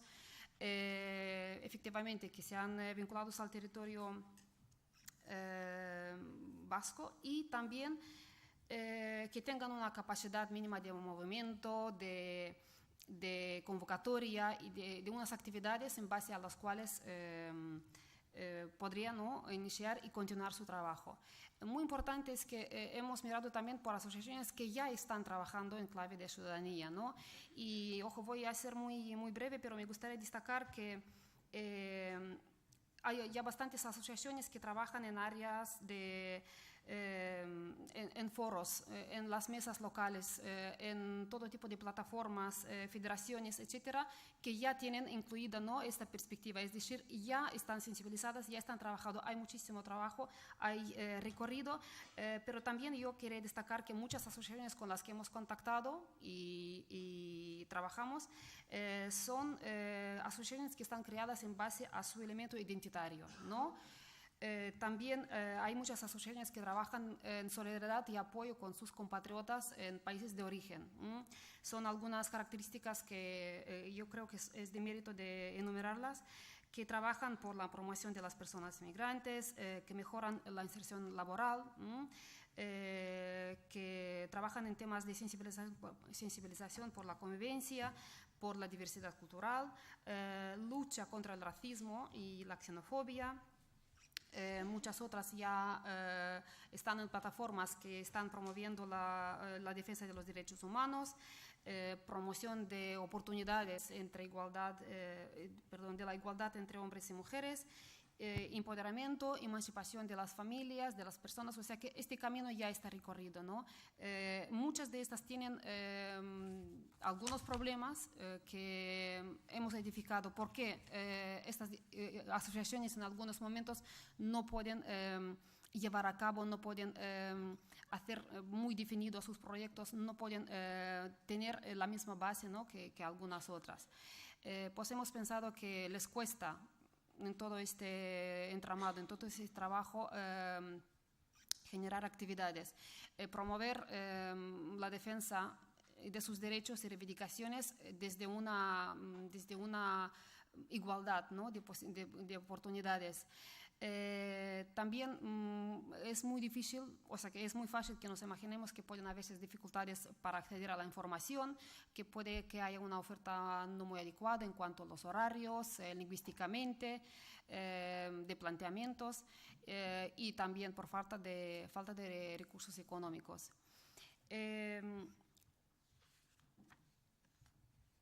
Hemos identificado que todas esas iniciativas que existen, ¿no?, por las partes de administraciones, etcétera, no siempre están coordinadas, no son unas fórmulas que efectivamente se adaptan a las necesidades y al diseño, a las características de asociaciones formadas por personas inmigrantes y de personas gitanas. Entonces, hemos visto que hay estas lagunas como no están creadas de una forma clara, que no hay unos itinerarios y ofertas claras, también accesibles, y lo hemos intentado reformular en unas fórmulas que sean más factibles, ¿no?, para acercarse a las personas migrantes. Hemos identificado algunas más tarde, ¿no?, después de un año de andado, de recorrido del programa, que nos ha dado una posibilidad de mirar con una óptica más propia, más clara, ¿no?, a las necesidades de asociaciones. Hemos intentado, si me permitís, tomarles el pulso, ¿no?, como más inmediato y pues ver las necesidades, las posibilidades y dificultades que tienen. Hemos intentado ponerse a la par con ellos, mirar para el mismo lado, aprender a escuchar, ¿no?, una escucha activa, generar diálogos que en otros itinerarios, en otros formatos no hubieran sido posibles. Detrás de estas realidades de las asociaciones hemos visto más de cerca las realidades vitales de las personas, ¿no? de cómo están organizados, cómo se llevan los liderazgos, cómo pueden alcanzar o no sus aspiraciones, etc. Y también quería decir que en todos estos procesos, con varias asociaciones, pues había siempre unos compromisos mutuos, ¿no? Siempre había deberes para casa, tanto para las personas facilitadoras, tanto para las asociaciones. Lo hemos visto como una posibilidad que nos ha dado también una posibilidad de prever un poco el futuro e innovar, ¿no? De dialogar con la realidad, revisar nuestras certezas, nuestros planteamientos. Evidentemente voy a detenerme en dos momentos clave para explicar en qué consiste el programa. Se ofrece un asesoramiento más apegado, más individualizado a la asociación, mediante un diagnóstico y un plan de trabajo. También acompañamos esto con un ciclo de formaciones programadas, ¿no? Y sesiones informativas, y también pueden ser otros espacios de contraste, reflexión, si es que para tales surjan necesidades. Es un proceso corto, que lo hemos pensado que puede ser como un periodo de 4 meses, que podría ser, por ejemplo, entre septiembre y diciembre, pero también se puede alargar un poquito porque las dinámicas de las diferentes asociaciones pueden coincidir, que justo en este trimestre tienen muchas actividades que tienen la planificación sobrecargada y no pueden responder al mismo ritmo a las demandas del programa. Es un programa corto, como una especie de chispazo que les pone un poco en tensión, remueve, ¿no? la estructura, los planteamientos, las personas, ¿no? Reflexionan acerca de sus misiones, valores, revisan, ¿no? muchos aspectos. Por lo tanto, es un proceso corto, breve e intenso. Comentaría que es un programa joven y hemos podido abarcar atención, ¿no? a unas cuantas asociaciones que el año pasado han formado parte en un proyecto piloto. Lo hemos llamado piloto porque para nosotros era un aprendizaje, una escuela, ¿no? Entonces, al comenzar hemos difundido el programa y nos han respondido, se han conformado un equipo de 8 asociaciones participantes. Hemos hecho una presentación, hemos colaborado también con Volunta, nos ha facilitado también RESIAC sus contactos, Fundación Ayacuría los suyos, desde EDE también se han activado, ¿no? diferentes profesionales para la difusión. Hay que decir que 80% de las asociaciones presentes en la presentación se apuntaron al programa, es decir, lo que decía Woody Allen, que muchas veces éxito consiste en estar ahí, simplemente, pues ha funcionado. Entonces, hablarles en primera persona, ¿no? desde la cercanía sobre el programa, sobre sus bondades y también unas cautelas que luego lo vamos a ver, ha sido pues una parte muy importante y de cercanía y de trato personalizado a cada una. Más tarde hemos repetido con otras asociaciones, sin más, porque las primeras pensamos que ya han pasado por este programa, ya han fortalecido, ¿no? sus debilidades, ya han aprendido, ya han mejorado. Por lo tanto, hemos echado otra tanda, ¿no? de presentación y quiero decir que a las asociaciones del año pasado, que han sido unas 8, quiero remarcar que había una diversidad de procedencias, ¿no? Había asociaciones marroquíes, 2 asociaciones formadas por personas gitanas, latinoamericanas, unas cuantas, de África Negra. Al año siguiente hemos ampliado un poco el abanico, también se apuntaron asociaciones de Europa del Este y, ¿por qué no?, esperamos también de que en alguna ocasión las asociaciones de Asia también estén ahí, aunque no se han mostrado muy interesados. También en esta diversidad, ¿no? de procedencias, yo quería remarcar que diferentes asociaciones tienen diferente, no sé decirlo, edad biológica, ¿no? para ejecución de sus derechos. Es decir, la conciencia y la posibilidad de ejercer sus diferentes derechos, sus diferentes vertientes, era totalmente desigual. O sea que partíamos de algunas asociaciones que tenían 2-3 años de recorrido y que en un año han pegado un salto, ¿no?, cualitativo y de una reflexión profunda sobre algunos temas que, por ejemplo, antes ni lo han marcado, ni lo han visto. Algunas otras son más veteranas, pero han tenido que revisar, ¿no?, toda la estructura, los fines, etc. Entonces, en esos grupos, ¿no?, luego más tarde hemos hecho una evaluación y también nos han remarcado un poco sus beneficios. Bueno, voy a pasar directamente a las reflexiones, ¿no? Algunas asociaciones, no es esta.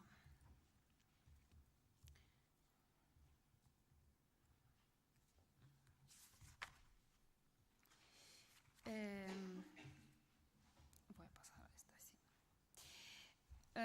Hemos pensado que este proceso les ha beneficiado para quedarse con un diagnóstico, con una foto clara, una foto real, ¿no?, y que han podido analizar diferentes aspectos de su estructura. Por ejemplo, hablando de las personas, ¿no?, cómo se hace el cuidado de las personas, cómo se hace atención, cómo se eligen los voluntarios y las voluntarias. Hablamos también de sistemas de trabajo, cómo organizaban sus áreas, ¿no?, en base a qué conceptos, sobre recursos, recursos humanos, materiales y no materiales, ¿no?, que hagan una reflexión sobre lo que tienen, lo que pueden obtener, relación con el entorno, la visibilidad de la organización. En principio, muchas de ellas han partido del hecho de que tenían que definir o revisar su proyecto asociativo, ¿no? Como decía, a lo largo de últimos pues más de 10 años, ¿no?, hemos visto este crecimiento, ¿no?, una especie de época de renacimiento para el mundo asociativo. Entonces, la crisis y el replanteamiento de muchas asociaciones han hecho un embudo, ¿no?, una especie de filtro, de redefinir sus aspiraciones. Me limitaría también a hablar de algunas cautelas que hemos observado. En esos procesos se ha sobresolicitado muchísimo a las personas participantes en el proceso, ¿no? En principio se trataba de comunicarnos y hablar con el núcleo activo de la asociación, no necesariamente podría ser personas con cargos, ¿no?, pero principalmente sí, presidentes, secretarios, vocales, etcétera, y también otras personas que tienen una participación más activa, más apegados a las reuniones. Entonces, en breve tiempo teníamos que solicitarles para reuniones, para reflexiones, asistencia a formaciones, y también esto va en paralelo con las agendas propias de las asociaciones, ¿no?, que muchas de las asociaciones que merecerían pasar por nuestro programa estaban muy ocupadas, o sea que efectivamente no podían responder a las agendas porque estaban muy cargadas los meses de programa y con la agenda de asociación.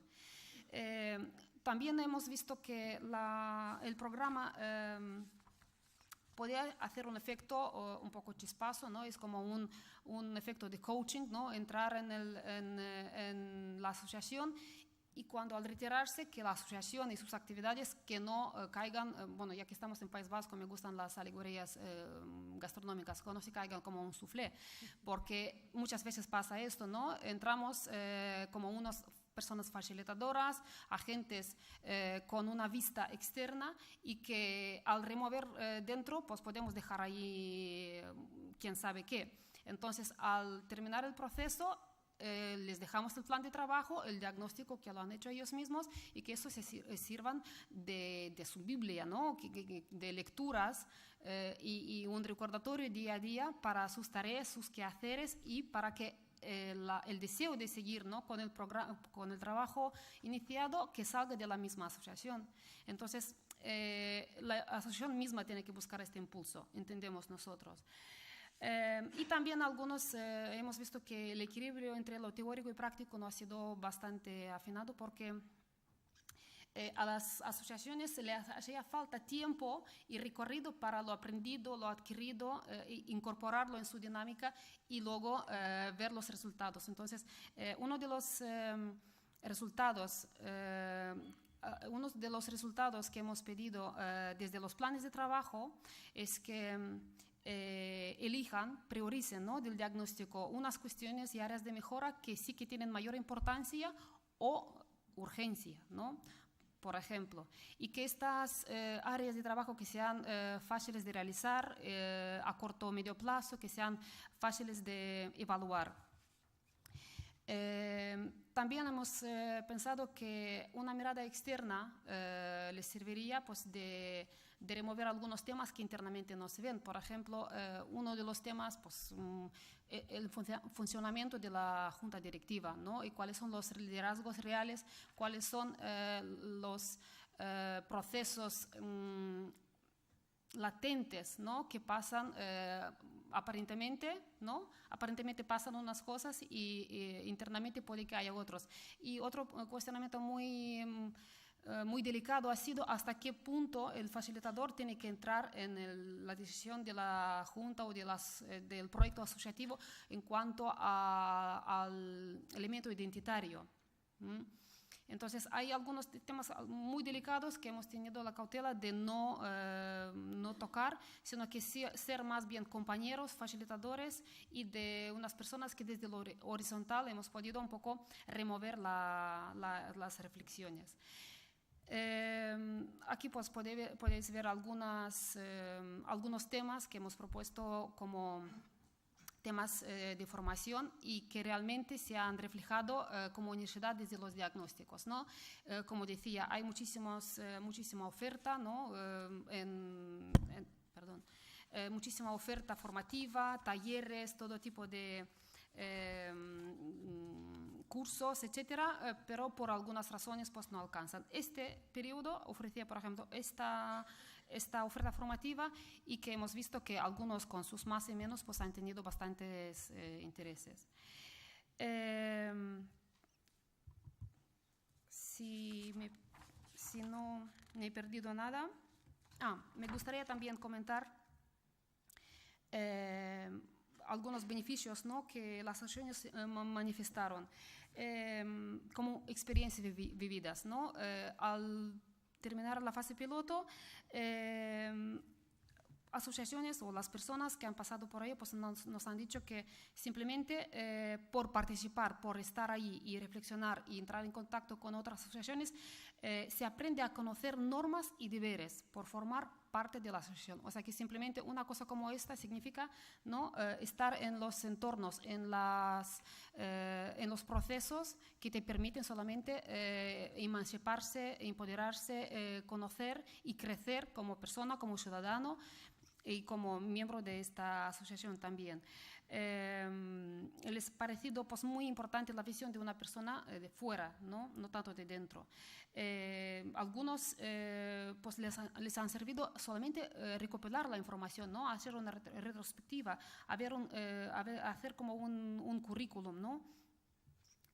Para otros ha servido un momento de parar, pensar, reflexionar y replantear todo. O sea que este breve tiempo, ¿no?, de igual no hacer nada, pero pasar por un programa de fortalecimiento les ha servido para planear, por ejemplo, la planificación concreta y futura de 1 año, 5 años vista.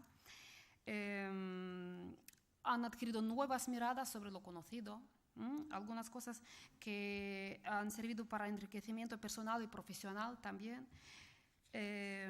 Y también nos han manifestado que tener los compromisos mutuos, ¿no?, como entre ellos mismos y también con las personas facilitadoras les hace un poco mantenerse pues, vivos y también con esta curiosidad, ¿no?, de lo que pasa fuera, de lo que pasa también en la calle o no solamente dentro de mi asociación. para muchos otros ha servido de reflexión que sí, formar parte de elevarse, ¿no?, a redes, a plataformas y otras estructuras, pues les ha servido de bien. Quería comentar solamente dos momentos. No todas las asociaciones estaban en el programa intensivo de acompañamiento, ¿no? Algunos se interesaron solamente por la oferta formativa, que también es una forma de participar. Para terminar, me gustaría comentar cuatro cosas que igual también me repito, pero bueno, para redondear la presentación. Al acabar un año y estando en la segunda fase del programa, nos parece que el fortalecimiento asociativo es uno de los instrumentos de acompañamiento. No es el único, evidentemente, ¿no? Hay muchas otras fórmulas, pero lo hemos visto desde una lógica más interna, es decir, sentarse al lado, preguntarles y cuestionar qué es lo que les preocupa, les interesa en primer lugar. Incidimos en esta forma de participación como un proceso de aprendizaje, contraste, mejora continua, camino hacia la emancipación como ciudadanos, empoderamiento, autonomía personal, etc. Lo hemos visto como una base, como una escuela de ciudadanía promovida desde sus diferentes vertientes. Y queríamos aquí comentar que no tenemos que descuidar la base de participación más informal, ¿no? Desde lo cotidiano, desde la convivencia en el barrio, participación en la oferta cultural, deportiva, etc. Nos gustaría que cada asociación tenga la garantía de que pueda participar tanto en diferentes niveles, no teniendo necesariamente el nivel de cualificación que requeriría, por ejemplo, este programa.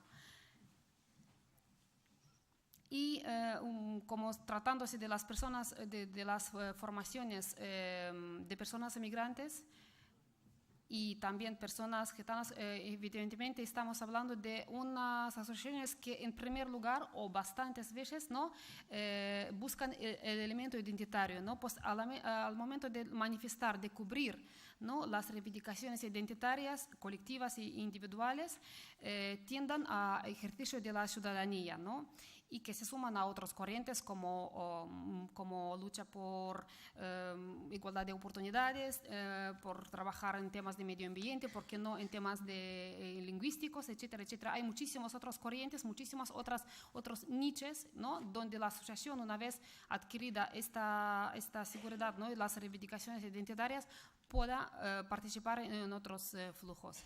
Y como último, pues me gustaría que una vez lo hemos iniciado este año también en Donostia, San Sebastián y en Vitoria, ¿no?, hemos propuesto este programa en los 3 territorios, que más en adelante esta propuesta se puede perpetuar y sistematizarse. Sin embargo, también necesitaríamos la colaboración de nuestros compañeros de viaje, como decía Fundación EDE, Aresia Capurtus, Fundación Ignacia Ellacuría, pero también trataríamos de comunicarnos en mejor medida con las agencias de voluntariado y otros organismos que trabajan y miran, ¿no?, por este ámbito de trabajo, que es una oportunidad y lo hemos aprovechado aquí para comentar. Sin más, agradezco vuestra atención.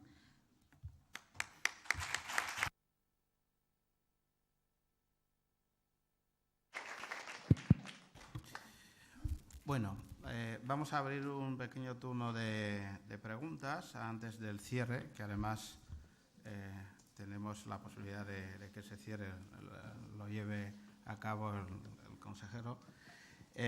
Vamos a la primera cuestión que suele generar este tipo de mesas es que cuando han hablado tantas personas y con tantas cuestiones de fondo, puede que en algún momento algunos se nos hayan escapado, sobre todo los primeros que han hablado, ¿no? Tenemos más fresco lo de Carolina, pero bueno, pues intentaré destacar alguna cuestión de las que ha planteado Abdullah desde esa vertiente más formal, más jurídica del asunto. Ha empezado cuestionando la aparente contradicción que hay entre el artículo 13 y el artículo 23 de la Constitución en el concepto de ciudadanos que utiliza en cuanto a la participación y la ciudadanía. Ha hablado fundamentalmente de la reciprocidad y la aparente igualdad, que a lo que eso conlleva, en tanto que unos pueden votar en un sitio o en otro, y ha hecho una comparativa entre dos países que evidentemente no es viable que eso suceda.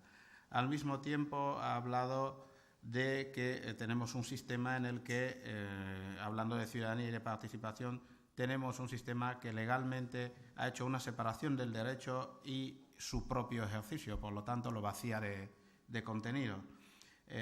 No voy a decir todo, pero algunas de las cuestiones que más me han llamado la atención es la parte de la gestión y toma de decisión que conlleva la propia participación de las personas, en tanto que lo entiende como algo voluntario en algunos aspectos, pero en otros aspectos, como el de acceso a la información y la exposición pública, son aspectos que debemos concebir el derecho a la participación como un derecho-deber en su sentido jurídico, ¿no?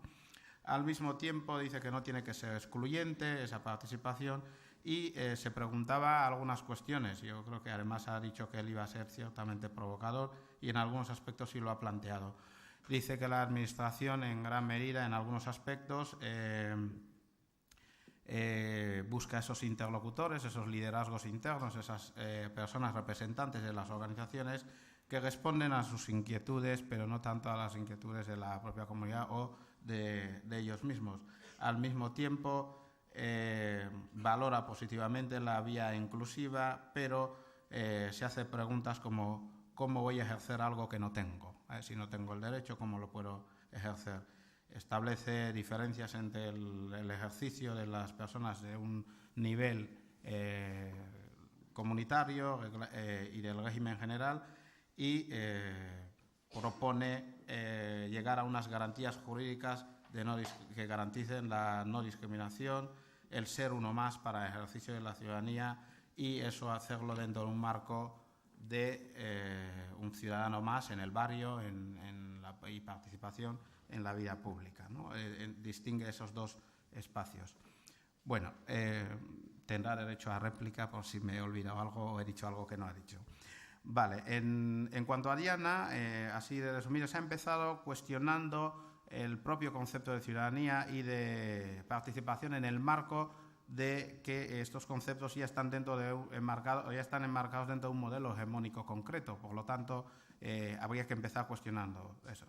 Dice que esta mesa, la composición de esta mesa, que fundamentalmente tenemos todos origen inmigrante y no necesariamente extranjeros, dice que es una excepción, no tiene nada que ver o tiene muy poco que ver con la realidad de las personas precarizadas. Algunas preguntas que hace. ¿Cuáles son los cauces de participación y si esos cauces son iguales para todas las personas? ¿Las personas inmigrantes conocen esos cauces o qué pasa con su realidad? A partir de ahí ha ido elaborando una lista de condicionantes entre los que destacan fundamentalmente los económicos y los legales, documentales, en cuanto al ejercicio pleno de la participación y de la ciudadanía. Ha ido desmenuzando de alguna manera algunas particularidades de esto, ¿no? Ha hablado también de una especie de importancia que tiene el idioma para esa adquisición de la adaptación y esa adquisición del ejercicio de la ciudadanía y como un elemento central. Pide una articulación política clara, defensa conjunta y pone como ejemplo los procesos que en su momento se dio con el tema de la RGI frente a las manifestaciones del entonces alcalde de Vitoria, donde ella destaca el posicionamiento conjunto y claro que surgió de la propia ciudadanía y que unificó los criterios de del resto de fuerzas políticas y lo ve como un elemento central. Ha hecho hincapié en que el sentimiento de pertenencia va directamente relacionado con la situación del proceso de estancia, el proceso vital en el barrio, en las relaciones humanas y que esto influye directamente en la participación. Por último, ha hablado de algunas propuestas que a mí me parecían también especialmente relevantes, concluyendo, no voy a leer todas, concluyendo en la idea de regular todo lo que tiene que ver con la discriminación, la interculturalidad, la convivencia en ese marco político, desde el marco político, pero regularlo y que concluya en una norma que pueda ser exigible. En tercer lugar, con Carolina hemos partido de una experiencia concreta en el que ha manifestado claramente que algunas de las cosas que puede decir pueden confirmar otras de las que ya se habían dicho por los demás ponentes, pero al mismo tiempo otras podrían servir para confrontar realidades. Parte de la constatación de una pluralidad de agentes de intervención que existen en el marco de la participación, pero al mismo tiempo hace una constatación y hace hincapié en que, a pesar de todos los agentes que existen en la actuación en ese sentido, hay algunas lagunas que se detectaron. A partir de ahí, hace mención a todas las asociaciones que participan en esta experiencia piloto, que luego se desarrolla en el año siguiente con una pequeña ampliación y mucha diversidad interna. Se reformulan algunos aspectos y, fundamentalmente, el proceso consiste en un asesoramiento que permite dialogar con la realidad, hacer un diagnóstico, hacer un plan de trabajo con cada asociación, ajustar a su realidad y ponerlo en marcha mediante mecanismos de formación. Hace hincapié en la diversidad de participantes en tanto a su origen, su experiencia como asociación y también de las inquietudes que manifiestan. Al mismo tiempo, acaba planteando algunos retos y necesidades que hemos podido escuchar. Siendo la última persona que ha hablado, no voy a redundar en ellos y espero haber refrescado la memoria respecto de los dos anteriores. A partir de aquí, pues, turno libre para preguntar, para cuestionar, para debatir.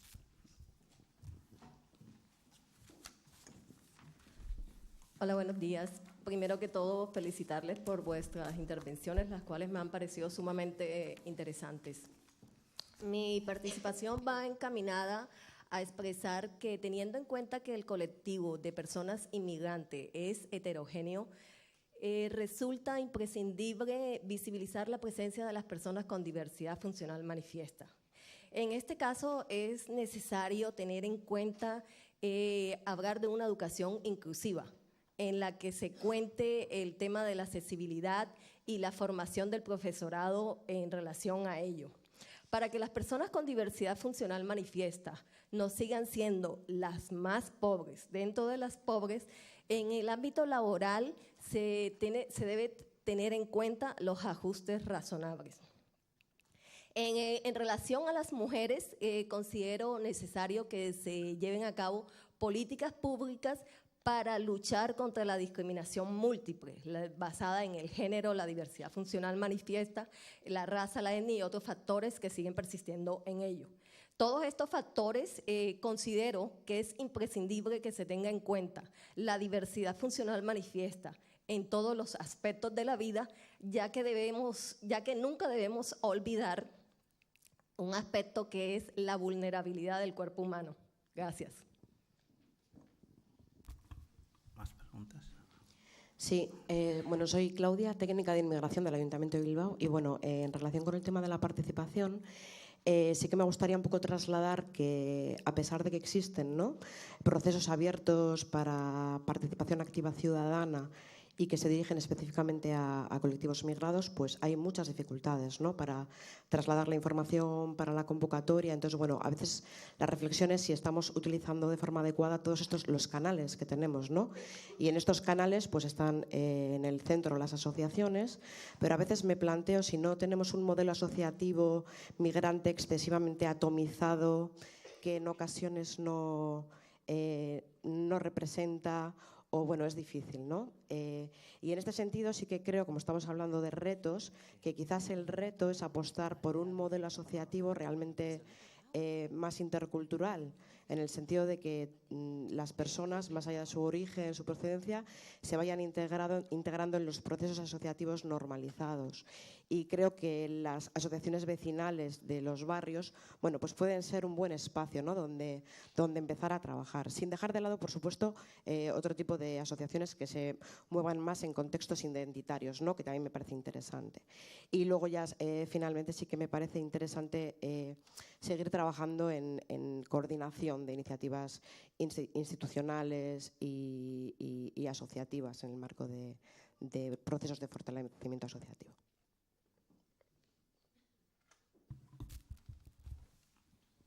¿Más cuestiones? Bueno, al hilo de lo que decías, Diana, sobre el acceso a la vivienda, ya partimos de que cuando alguien viene al País Vasco o a este país, su regulación también es diferente. O sea, el acceso de disponer de la documentación legal no es lo mismo. Ya sabemos que dependiendo de los acuerdos que hagan los estados, ¿no? Entonces ya partimos de ahí, ¿no? Entonces, y luego también, ya que estamos en la jornada de los retos, un reto yo creo que para nosotros, para nosotras como sociedad, también es lo que hablabais también de la participación, ¿no? La participación ciudadana de todos y todas, independientemente de nuestra profesión, también, y una buena herramienta, o por lo menos yo creo que puede ser, es también apostar por los procesos participativos, ¿no? Los procesos participativos que en las comunidades, en los territorios, incluya a todas las asociaciones, todas las personas, y también podamos detectar ahí, dentro de cada comunidad, dentro de cada barrio, qué grupos no están participando en esa comunidad, o digamos, ver lo visible y también ir a lo que no se ve, ¿no? A lo oculto, porque es eso, ¿no? Que al final también se van desarrollando muchas políticas las que igual no hemos participado todas y todos, digo, como ciudadanos o como profesionales.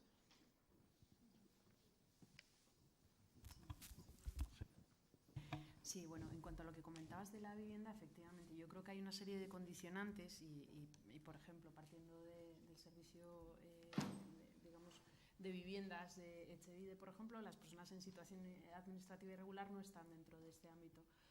Por tanto, ahí, desde luego, hay cuestiones que se pueden llevar a cabo. Y desde luego, o sea, hay una legislación, hay una ley de vivienda que se aprobó en la pasada legislatura, por parte conjunta del Partido Socialista y de Bildu, con el voto de UPyD, y que desde luego esta ley, si bien tiene cuestiones a mejorar, desde luego hay una cuestión fundamental, y es que destaca el derecho subjetivo a una vivienda, y por tanto desde luego es un aspecto fundamental y que hay que desde luego poner de manifiesto, y esto supone, su desarrollo supone desde luego los recursos necesarios para materializar esta cuestión, ¿no? Y por otra parte, desde luego hacías referencia a la importancia de los procesos participativos. Efectivamente, compartiendo esto contigo, yo creo que ahí surgen algunas cuestiones. En primer lugar, yo creo que además de por qué, tú decías, por qué no, bueno, pues qué grupos no participan. Claro, yo diría por qué no participan, ¿no? El por qué en una parte de mi intervención lo he planteado por las propias dinámicas de vida, pero también por otra parte, y esto lo uno con los procesos participativos en general, hasta qué punto, digamos, las decisiones o las propuestas que surgen de estos ámbitos de participación se ven reflejados luego en las políticas públicas. Es decir, es muy importante que, desde luego, cuando se pide la participación ciudadana, se sea consecuente en este sentido y se vinculen las propuestas. Porque cuando no se vinculan, lo que se genera es un rechazo precisamente a esta participación, porque no hay, desde luego, un reflejo y, por tanto, se pierde la legitimidad, ¿no? Entonces, también es una apelación, efectivamente, a la articulación conjunta de las formaciones políticas y a las responsables institucionales a, desde luego, vincular aquellas cuestiones que se han preguntado y que, desde luego, están encima de la mesa y que hay que materializarlas, porque quienes tienen las necesidades nos lo están planteando, ¿no? Si me permites completar lo que acabas de decir, Diana Carolina, en cuanto a posibilidad de elevar lo identificado, lo problemático a las administraciones, justo en la respuesta, en la pregunta que va en la línea de la educación inclusiva. Por supuesto, las reivindicaciones que tienen que ver con la precariedad en el ámbito laboral, con las discriminaciones, con la diversidad funcional, lo respondo un poco desde el programa. A las asociaciones les ha permitido reflexionar y solamente concienciar mejor el calado, ¿no? La magnitud de los problemas, ¿no? En cuanto lo pueden abordar, y evidentemente intentamos transformar, ¿no? estas ideas en posibilidad de elevarlas a las instituciones, ¿no? En cuanto a esta pregunta, y con comunicación y acceso a asociaciones y las fórmulas, ¿no?, que hoy en día sabemos cuáles son mayoritariamente, desde el programa hemos intentado a cubrir algunas dificultades y hemos flexibilizado los horarios, ¿no? Nos hemos acercado a las asociaciones, a los locales donde están. Si es un sábado a la tarde y en local de la parroquia donde podéis acceder a los locales, hemos flexibilizado las formas, nos hemos adaptado lingüísticamente. Si queréis, hemos ampliado la movilidad, o sea que hemos llegado hasta San Sebastián, hasta Vitoria, para acercarse y estar cuanto más apegadas a las problemáticas. Esas reuniones se han hecho en condiciones que habitualmente no se podrían cubrir desde otros formatos. Esto en cuanto a... Y la comunicación, por supuesto, siempre es mejorable. Utilizamos las vías habituales, pero estamos mejorando. Yo voy a empezar igual con la primera pregunta. Yo creo que al final, cuando se habla de participación, aparte de la perspectiva puramente jurídica de quién puede ejercer, lo que tendríamos que operar es un cambio de paradigma. Es decir, yo no tengo que participar porque soy extranjero.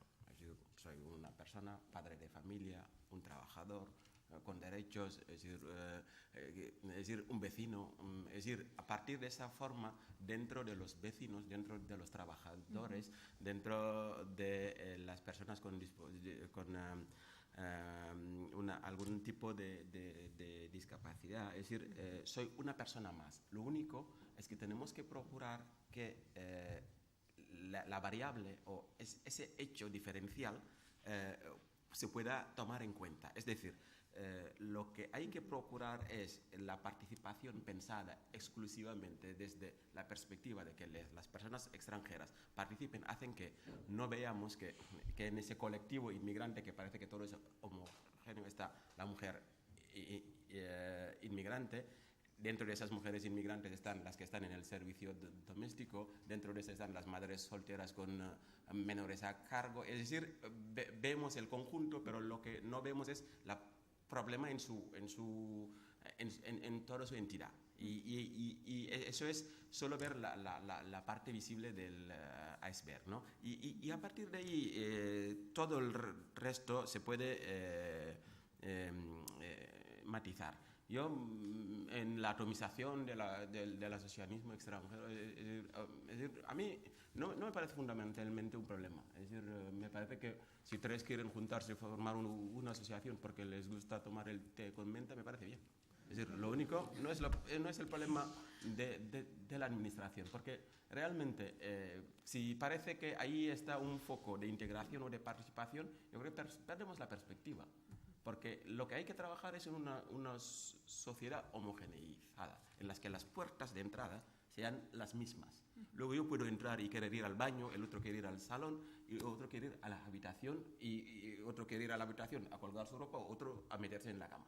A partir de ahí, como la puerta está abierta, pues ya está bien. Luego, si alguien tiene una especial dificultad en llegar al salón, pues ya le indicaré yo dónde está el salón. Si el baño está ocupado, espera a que salga el que esté. Es decir, es una imagen que intento, mi lengua principal es el Wolof, así que hablamos con imágenes, es decir, para un poco devolver las realidades, ¿no? Pero me parece fundamental. El resto es interesante, es decir, es interesante porque yo creo que es más interesante, a mi modo de ver, para mí como profesional, que mira, es decir, ¿no?, que para entender las dinámicas, que realmente para el conjunto de la sociedad. Y cuando se trata de una intervención, cuando se trata de un acompañamiento, tiene que ser algo que en un corto o medio plazo revierta directamente en la sociedad. Es decir, pero sé que es una opinión muy escorada, es decir, pero realmente yo creo que tenemos que, entre las varias maneras de verlo, buscar un punto de encuentro. No niego que estoy pecando de lo que prohibía Descartes, es decir, de evitar los extremos, pero a veces también cuando se va en una dirección únicamente, hace que uno diga, ¿ese es el camino? seguramente es uno de los caminos, pero no debe ser el único. Es decir, yo lo voy a dejar aquí y simplemente para mí lo que se tiene que fomentar es la participación en las asociaciones de padres, que es fundamental. Es decir, asociación de enfermos, asociación de personas con una característica especial, es decir, sea el que sea, personas con una orientación sexual especial y que lo vivan como un problema o que la sociedad hace vivir como si fuera. Es decir, hay esas situaciones que pueden ser o especiales o diferentes o que se traten de manera diferente, es ahí donde realmente se juega el partido. Hay partidos oficiales y partidos amistosos. Es decir, si nos focalizamos en el amistoso, igual dejamos de preparar bien el partido oficial. Y ahí ya pues veremos el resultado. Está Francia en la mente y están muchos otros países. Veo que hay una pregunta, vamos a ser lo más breve porque tenemos que terminar. No sé si hay alguna otra pregunta. Una y... Vale, y de otra, dos. Bueno, muchas gracias. Soy Surayu Ali. He tenido la oportunidad de estudiar teóricamente los procesos migratorios, pero también en la práctica la estoy viviendo. Y entonces quiero llamar la atención sobre esa diferencia que existe entre lo teórico y la práctica. Llevamos tanto tiempo hablando de los retos de la inmigración, sabemos que existe la diversidad. Si ayer aplaudimos a Antonio Izquierdo hablando de los niños en la escuela, hace tiempo también Carlota Solé estuvo aquí hablando también del futuro de los niños y siempre andamos hablando de esa realidad sin que se lleven a la práctica. Y entonces, lo que quiero llamar la atención, ¿no?, sobre hasta cuándo vamos a seguir repitiendo los mismos problemas, aunque sea de diferente forma. Este año hablamos de los retos de la diversidad en la migración. Creo que la diversidad cultural también la hemos tratado en esas jornadas. Entonces, quizá el año que viene también hablamos de lo mismo, pero de diferente forma. Eso es lo que yo quiero decir. Muchas gracias. Bueno, mi nombre es Luz Adriana Sansasoy Hernández, hago parte de diferentes procesos asociativos, profesionales y también desde el punto de vista de la inmigración. Y al hilo de lo que está comentando mi compañero, una de las cuestiones que yo planteo en este recinto, que da mucho susto hablar por este micrófono, es de qué manera podemos llevar a cabo esa radiografía que nos expone Diana en cuanto a la realidad de las personas inmigrantes desde todas las cristales, vamos a decirlo, y también teniendo en cuenta la formación de las personas que somos migrantes y que tenemos una formación altamente cualificada y que de alguna manera se utiliza para diferentes proyectos pioneros y que de alguna manera no garantiza la realmente inserción de personas que tenemos esta formación y que queremos incluirnos en el mercado laboral desde el punto de vista de la igualdad de oportunidades. También planteo una simpatía grande por el euskera, porque mi hija pues es autóctona, ¿no? Ha nacido aquí, tengo dos. Y una vez me preguntó, mami, es que me habló en euskera y me dice, tenemos que defender el euskera porque si no el euskera se pierde. Pero entonces, Diana, ¿de qué manera podemos plantear esto como una necesidad o realmente como una inclusión en el proceso? Para algunas personas puede ser un reto, para otras que estamos concienciadas con este acercamiento a la lengua y a la cultura, yo la primera. ¿Cómo lo podemos resolver? Porque yo tengo todas las ganas del mundo de hacerlo. De hecho, me incorporo en todos los planes que puedan salir, pero por dificultades en cuanto a la privatización de diferentes fomentos del euskera, pues yo por lo menos no puedo acceder, porque he tenido que crear una línea de autoempleo en la que me he tenido que contratar para poder garantizar el trabajar en lo que de alguna manera me he formado. Y mi situación es un poco particular porque yo he venido contratada desde Colombia, asistente de dirección de una multinacional en Madrid. Entonces, ¿dónde quedamos estas personas que estamos haciendo un trabajo y que realmente estamos invisibilizadas? Y Diana sabe de qué hablo. Gracias. Bueno, sí, yo compartiendo plenamente las reflexiones que has planteado, yo creo que efectivamente uno de los grandes retos que tenemos precisamente está en una cuestión tan importante como el idioma, ¿no? El idioma como motor de transformación social. Y en este sentido yo creo que hay que distinguir por una parte aquellas generaciones que como la tuya, se adaptan de manera, natural porque han nacido aquí, digamos que no han tenido que sufrir por un proceso de adaptación como hemos sufrido otras personas. Y como he puesto efectivamente como ejemplo mi caso particular con 10 años en el que el centro educativo me prohíbe, dice a mis padres, a mi madre y a mi padre, que estudie en castellano en el modelo A y que además voy a ser exenta de la asignatura de euskera porque esto va a impedir claramente mi proceso de adaptación al centro educativo, pues partimos de una base claramente errónea y en este sentido desde luego requiere cambios. Efectivamente otro apartado muy importante y es el hecho de facilitar a las personas desde luego el acceso gratuito para aprender el idioma. Es fundamental. Y desde luego tiene que haber una apuesta mucho más clara en este sentido. Por otra parte también, por ejemplo, claro, tú decías el alto precio que hay que pagar, pero por otra parte, incluso quienes tengan, digamos en una escuela oficial de idiomas, quienes tengan el dinero para pagarse un curso de euskera, si por ejemplo están en situación administrativa irregular, no pueden acceder a él. Por tanto, hay múltiples trabas en este sentido que desde luego hay que ir superando porque efectivamente como parte de la cultura es un motor de transformación social, ¿no? Bueno, lamentablemente, ser lo más breve posible, por favor. No, yo es solo en una frase decir que no salgamos de aquí dando esa impresión de que solo las personas de origen extranjero o las personas inmigrantes tienen problemas.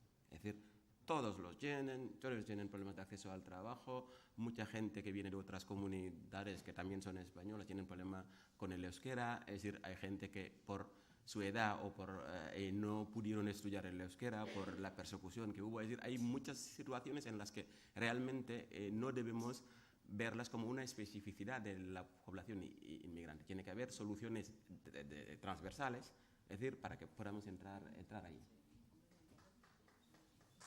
Bueno. Vale.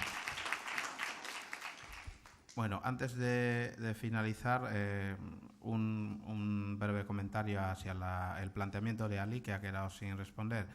En lo que me toca respecto a la coorganización que tenemos con Ikuspegi en cuanto a la repetición de las jornadas y los espacios de reflexión y planteamiento, coincido contigo en que a veces parece que no llegan a plasmarse en la práctica las cosas que de aquí salen, pero también te puedo garantizar que algunas sí.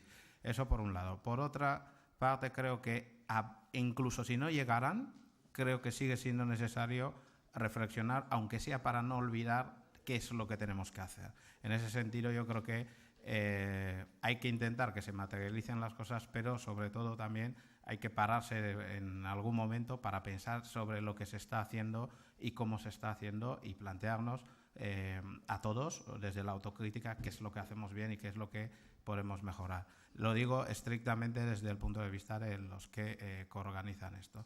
Para terminar, el último reto que tienen en el día de hoy, aparte de haber aguantado todo esto, es que esta mesa, al principio yo les dije que estaba conformada por personas que ninguna había nacido en Euskadi.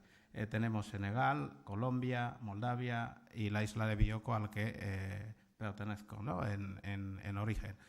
Lo cual no quería decir absolutamente nada, simplemente que era un reto más para vosotros y vosotras. Si desde ahí todo lo que se ha dicho en esta mesa nos habéis visto como personas extranjeras o como inmigrantes, tenéis un reto y es el de superarlo. Si nos habéis visto como ciudadanos preocupados por algunas dimensiones de sus realidades, porque somos destinatarios de las políticas, somos profesionales de este ámbito y además somos ciudadanos, habéis superado el reto. Muchas gracias.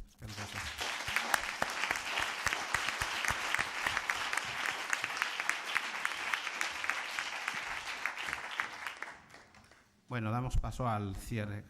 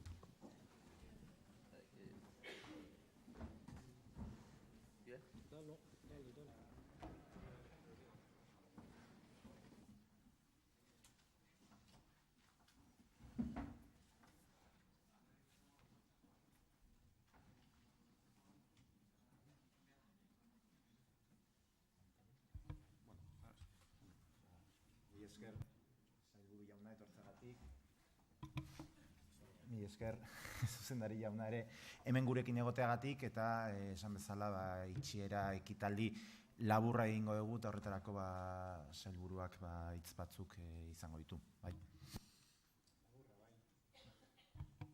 Laburra, ze bariko ordubiak dira. Bueno, egunon danoi, jardunaldi hauek amaitutzat ematea tokatzen dozta niri. Hemen jaso duten informaziogatik jardunaldi ezin interesgarriak izan dira eta benetan, bueno, lan handia burutu dela ziur nago. Beraz, zorionak lehenengo antolatzaileei, ikuspegiri, biltzenei, erakundeei, eta zorionak den hori. Guretzat oso importantea da zuen lana, askon laguntzen gaitu gure lana da, ez da gure lana, baizik eta gure lana. Orduan, bueno, creo que yo también tengo algunas dificultades con el euskera, Diana ya sabe, porque yo también soy de los que no pude aprender euskera de niño y me ha tocado reciclarme aquí para hablar de mayor. La inmigración, los retos de la inmigración y la diversidad en el País Vasco, bueno, siempre han generado mucho interés. En el mundo de la inmigración, afortunadamente, en Euskadi, pues tenemos la fortaleza de ser un país que mira hacia adelante con estos asuntos. Me parece que se ha profundizado en los retos que tenéis por delante. Ayer no pude estar en la inauguración, pero bueno, estoy encantado de estar con vosotros y vosotras en estas jornadas que organizamos un poco entre todos. Es verdad que Biltzen y Ikuspegi dándonos un poco todo el soporte organizativo, pero bueno, el mundo de la inmigración y de la diversidad creo que son un mundo consustancial a la naturaleza de nuestro ser en el siglo XXI. Sé que se ha profundizado desde un prisma continental, europeo, vasco, también del marco español, que se han analizado retos. Ayer decía Lide que, bueno, pues que nos enfrentamos a migraciones, emigraciones, inmigraciones, asilados, refugiados, creciente xenofobia, utilización de la inmigración, creo que a veces como un chivo expiatorio, responsable de todos los males que nos aquejan en el mundo mundial, ¿no? Hasta de los que nos afectan a nosotros personalmente, ¿no? Desde diferentes marcos políticos. Bueno, por lo tanto, la agenda que tenemos entre todos, que tenéis, es enorme, la tarea preciosa, pero grande. Y yo espero que en la próxima legislatura, le he preguntado a Diana a ver si seguía, me han dicho que no y me ha dado pena. Pero bueno, se tendrá que afrontar, porque ella ha sido, y me consta en los tiempos que he estado, una gran defensora de todo este ámbito. Ella y otros compañeros de legislatura, evidentemente, pero puesto que estaba en esta mesa, también reconocer a todo el mundo lo que es de todos. Yo creo que la siguiente legislatura decía que tendrá que afrontar estos ámbitos para ir mejorando esta política de diversidad y de inmigración. También habéis hablado de temas de euskera, de temas de religión, de diversidad cultural y religiosa, de retos en el ejercicio de la ciudadanía y de la participación, de las personas inmigrantes.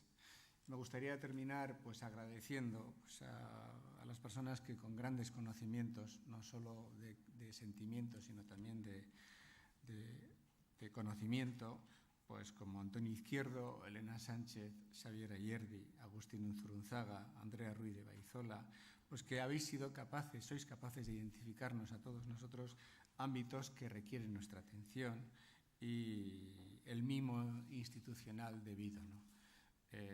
Me gustaría también citar a Natalia Andújar, a Izaskun Saez de la Fuente, a la que conozco en cuestiones religiosas de otras ocasiones. Agradeceros y felicitar a todos los que habéis formado parte de las mesas redondas. Acabo de estar en el final de una de ellas, la de diversidad lingüística y la de ciudadanía y participación, y terminar, como no, pues diciéndole a Gorka Moreno de Ikuspegi y a Miguel Muñoz de Biltzen que su labor es un referente para todos nosotros en el gobierno y entiendo que también para los técnicos, para las personas interesadas, para los que estamos, para las ONGs, porque nos dais ocasión de repensar con criterio, con estructura, todos estos temas que tenemos delante, ¿no? Amaitzeko, bueno, inor kanpoan utzi badot, beren parkamena eskatzen dut, eta esaldi poli bat dago gure artean, ondo esanak hartu eta txarto esanak parkatu, bai niri, bai hemen egon garen guztioi. Ondo izan, zorionak, eta zuen ekarpen eta konklusioak kontutan espero dut hartuko doguzela, bai gobernuan, bai legebiltzarrean. Eskerrik asko, eta honekin amaitzera, ez? Kafetxo bat, edo ardautxo bat, edo baskaria, edo nahi duzuena egin. Ondo izan.